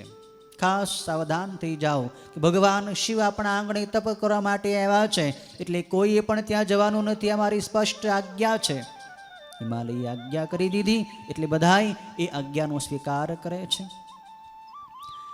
ત્યાર પછી 12મા અધ્યાયની અંદર કથા છે કે પર્વતરાજ હિમાલય એકવાર પોતે ઉત્તમ પુષ્પો અને ફળ લઈને પોતાની પુત્રી પાર્વતીને સાથે લઈને હર્ષ સાથે ભગવાન શિવના દર્શન માટે ઘણા દિવસો પછી હિમાલયને થયું કે હું જઈને જોઉં કે મારા આંગણે ભગવાન શિવ તપશ્ચર્યા કરી રહ્યા છે, તો એમને કાંઈ જરૂરિયાત તો નથી ને હું એમના દર્શન કરું. ધન્ય છે મને કે મારા આંગણે શિવ તપ કરી રહ્યા છે, મારે જવું જોઈએ. એટલે પોતાની નાનકડી દીકરીને સાથે લઈને હિમાલય ત્યાં જાય છે, ભગવાનના દર્શને જાય છે. અને ધ્યાન તત્પર એ ત્રણેય જગતના નાથ મહાદેવને પ્રણામ કરી હિમાલય પોતાની અદ્ભુત પુત્રીને પણ એમને પ્રણામ કરાવે છે. હિમાલય કહે છે કે હે ભગવાન મહાદેવ, ચંદ્રના મુકુટવાળા આપની સેવા કરવા માટે મારી એક પ્રાર્થના છે. મહાદેવ, એક નાનકડી મારી પ્રાર્થના છે. આપ મારી બીજી કોઈ સેવા તો સ્વીકારતા નથી, પણ એક મારી સેવા આપ એવી સ્વીકારો કે મારી જે આ પુત્રી છે ને એને એવી બહુ ભાવના છે કે એણે આપની સેવા કરવી છે. આપ એની સેવાનો સ્વીકાર કરો. એટલે આપની સેવામાં અર્પણ કરવા માટે હું મારી પુત્રીને મારી સાથે લાવ્યો છું. એ બે સખીઓની સાથે આપ શંકરની ભલેની સેવા કરે, આપ એની સેવાનો સ્વીકાર કરો, આપ એને આપની સેવા કરવાની રજા આપો. ત્યારે ભગવાન શંકરે પહેલાં એ કન્યા ઉપર દ્રષ્ટિ કરી અને પછી ભગવાન શિવ પોતે તો મહાન યોગી છે, ત્યાગી છે અને વૈરાગી છે. એટલે દ્રષ્ટિ કર્યા પછી તુરંત પોતાની બંને આંખ ભગવાને બંધ કરી દીધી અને પોતાના ઉત્તમ આત્મ સ્વરૂપનું ચિંતન કરવા લાગ્યા છે. ભગવાન શિવ પાછા ધ્યાનસ્થ થયા છે. કન્યા ઉપર દ્રષ્ટિ કરી, પણ સ્ત્રી ઉપર દ્રષ્ટિ કર્યા પછી તુરંત દ્રષ્ટિને પાછી ખેંચી લીધી છે. ભગવાન શિવ આદર્શ આપે છે કે જેણે તપ કરવું છે, જેણે ધ્યાન કરવું છે, જેણે ભજન કરવું છે, એણે સ્ત્રી ઉપર દ્રષ્ટિ કરવી નહીં, એણે યુવતી ઉપર નજર નાખવી નહીં, તો જ એનું તપ નિર્વિઘ્ન થાય. કેમ કે વિષયો અતિ બળવાન છે. શિવ તો નિરંજન નિર્લેપ છે. શિવને કાંઈ સ્ત્રીનો લેપ લાગતો નથી. પણ એ આપણને આદર્શ બતાવે છે કે તપસ્વી કેવો સંયમ રાખવો જોઈએ. દ્રષ્ટિનો સંયમ થાય તો જ મનનો સંયમ થાય. તમારું મન તમારી આંખ ઉપર બેઠું હોય છે. તમારી આંખ જે દ્રશ્ય જોશે એ દ્રશ્ય તમારા મનની અંદર છપાઈ જશે. એ દ્રશ્ય તમને એકાંતમાં યાદ આવશે. તમે વ્યવહારમાં જે કાંઈ જોયું હશે એ બધુંય તમને ભજન કરતી વખતે, માળા ફેરવતી વખતે, ધ્યાન કરતી વખતે, પૂજા કરતી વખતે યાદ આવશે. તમારું મન વિકારી બને એવું કોઈ પણ દ્રશ્ય ન જુઓ. શિવ અહીં આદર્શ આપે છે. ભગવાન શંકરની આંખ મીચી દીધેલા જોઈને હિમાલય મહાદેવને પ્રણામ કરીને કહે છે કે હે દેવોના દેવ મહાદેવ, હે સર્વ આપત્તિઓને દૂર કરનાર પ્રભુ, આપે મારી પુત્રી પર દ્રષ્ટિ કરીને પોતાની આંખો બંધ કેમ કરી? હે દેવેશ્વર, આપ તો જગતના એક બંધુ છો. પોતાની દાસની મારી આ વિનંતી આપ પ્રેમથી સાંભળો. હે નાથ, હું દરરોજ આ મારી પુત્રી સાથે આપના દર્શન માટે આવીશ. આપ મને આપના દર્શન કરવા માટે આવવાની આજ્ઞા આપો. ભલે આપે આંખ બંધ કરી દીધી, પણ મને આજ્ઞા આપો કે હું મારી દીકરીને લઈને રોજ આપના દર્શને આવું. ત્યારે મહેશ્વર સ્પષ્ટ કહે છે પર્વતને કે હે પર્વત હિમાલય, પોતાની દીકરીને તું ઘરે રાખીને જ તું એકલો જ મારા દર્શન માટે આવ તો વાંધો નથી. એકલો આવ તો હું તને રજા આપું છું, બાકી તારી પુત્રીને લઈને તો નહીં આવતો. ત્યારે હિમાલય કહે છે કે હે મહાદેવ, મારી આ પુત્રીને મારી સાથે આપના દર્શન કરવા માટે કેમ ન લાવવી? એમાં કારણ શું છે? આ કન્યાનો શું દોષ છે કે જેથી એ આપના દર્શન ન કરી શકે? ત્યારે મહાદેવ કહે છે કે આ દીકરી કુંવારી છે અને અત્યંત સુંદર છે. વેદના પારગામી વિદ્વાનોએ માયાને સ્ત્રીને માયારૂપ કહી છે. અને એમાં પણ યુવાન સ્ત્રી તો તપસ્વીઓને ખાસ કરીને વિઘ્ન કરવા વાળી છે. યુવતી હોય એનાથી તો તપસ્વીએ હજારો યોજન દૂર રહેવું જોઈએ, ખાસ એનાથી અલગાવ રાખવો જોઈએ. કેમ કે સ્ત્રીમાં માયા છે. સાધક સ્ત્રી માટે પુરુષ એ માયારૂપ છે. માયા કોઈ શરીરમાં નથી, માયા મનમાં છે. મનને શુદ્ધ રાખવા માટે દ્રષ્ટિનો સંયમ રાખવાનો છે. મહાદેવ કહે છે કે હે પર્વત, હું તપસ્વી, યોગી અને માયાથી સદાય નિર્લેપ છું. તો મારા સંબંધમાં આવતી સ્ત્રીનું મારી શું કામ છે? હું તપસ્વી છું. એ હિમાલય, તારે ફરીથી આમ ન કહેવું, કેમ કે તું વેદ ધર્મમાં પ્રવીણ અને જ્ઞાની છો. તું સમજે છો કે તપસ્વીએ કેવો સંયમ રાખવો જોઈએ. તો પછી મારે તને વધારે શું કહેવું?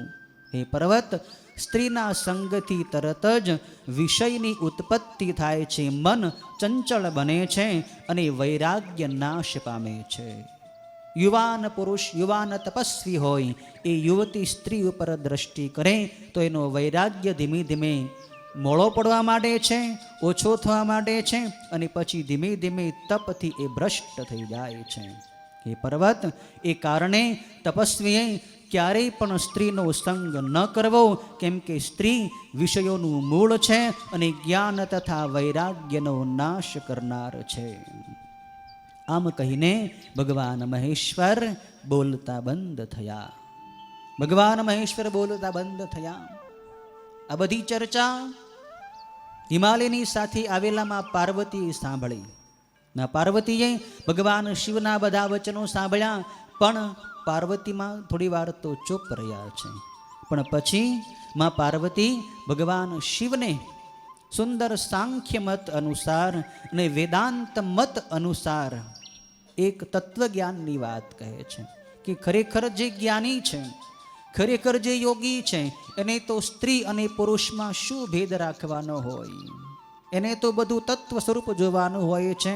કોઈ તત્વ છે એ સ્ત્રી પણ નથી, એ પુરુષ પણ નથી, તો આવો ભેદ જ્ઞાનીને કેવી રીતે યોગ્ય હોય? તમે તો જ્ઞાની છો, તમે તો યોગી છો હે શિવ, તો તમને એક તો તમે એમ કહો છો કે હું યોગી અને નિર્લેપ છું, તો નિર્લેપ જે હોય એને સ્ત્રીની સામે જોવાથી લેપ કેમ લાગે, એને માયા કેમ વળગે? આ જ વાત મને બરાબર સમજાતી નથી. આવી રીતે માં પાર્વતીએ ભગવાન શિવની સાથે ચર્ચા કરી છે, શાસ્ત્રાર્થ કર્યો છે. અને શું શાસ્ત્રાર્થ કર્યો? માં ભગવતીએ સુંદર આ 13મા અધ્યાયની અંદર એ કથા છે. ભગવાન શિવ પછી એ પાર્વતીને દર્શને માટે આવવાની અનુમતિ કઈ રીતે આપે છે એની કથા બ્રહ્માજી નારદજીને અને સૂતજી શૌનક વગેરે ઋષિઓની આ 13મા અધ્યાયની કથા આવતીકાલે કરશે. ઓમ પૂર્ણમદ પૂર્ણમિદમ પૂર્ણાત પૂર્ણમુદચ્યતે પૂર્ણસ્ય પૂર્ણમાદાય પૂર્ણમેવાવશિષ્યતે. ઓમ શાંતિ શાંતિ શાંતિ. ઓમ નમઃ શિવાય. ઓમ નમઃ શિવાય. ઓમ નમઃ શિવાય. ઓમ નમઃ શિવાય. ઓમ હર હર ભોલે નમઃ શિવાય. ઓમ હર હર ભોલે નમઃ શિવાય. ઓમ નમઃ શિવાય. ઓમ નમઃ શિવાય. ઓમ નમઃ શિવાય. ઓમ નમઃ શિવાય.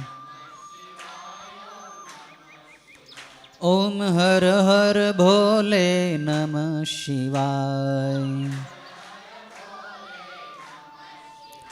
ઓમ હર હર ભોલે નમઃ શિવાય. ઓમ નમઃ શિવાય. ઓમ નમઃ શિવાય. ઓમ નમઃ શિવાય. ઓમ નમઃ શિવાય. ઓમ હર હર ભોલે નમઃ શિવાય. ઓમ હર હર ભોલે નમઃ શિવાય. ઓમ નમઃ શિવાય. ઓમ નમઃ શિવાય. ઓમ નમઃ શિવાય. ઓમ નમઃ શિવાય. ઓમ હર હર ભોલે નમઃ શિવાય.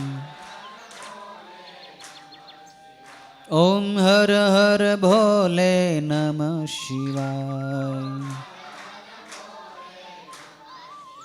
ઓમ નમઃ શિવાય. ઓમ નમઃ શિવાય. ઓમ નમઃ શિવાય. ઓમ નમઃ શિવાય. ઓમ હર હર ભોલે નમઃ શિવાય. ઓમ હર હર ભોલે નમઃ શિવાય. ઓમ નમઃ શિવાય. ઓમ નમઃ શિવાય.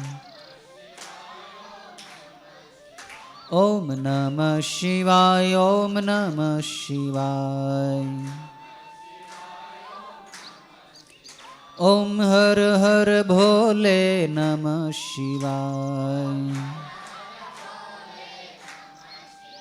ઓમ હર હર ભોલે નમઃ શિવાય. ઓમ નમઃ પાર્વતી પતયે. હર હર મહાદેવ.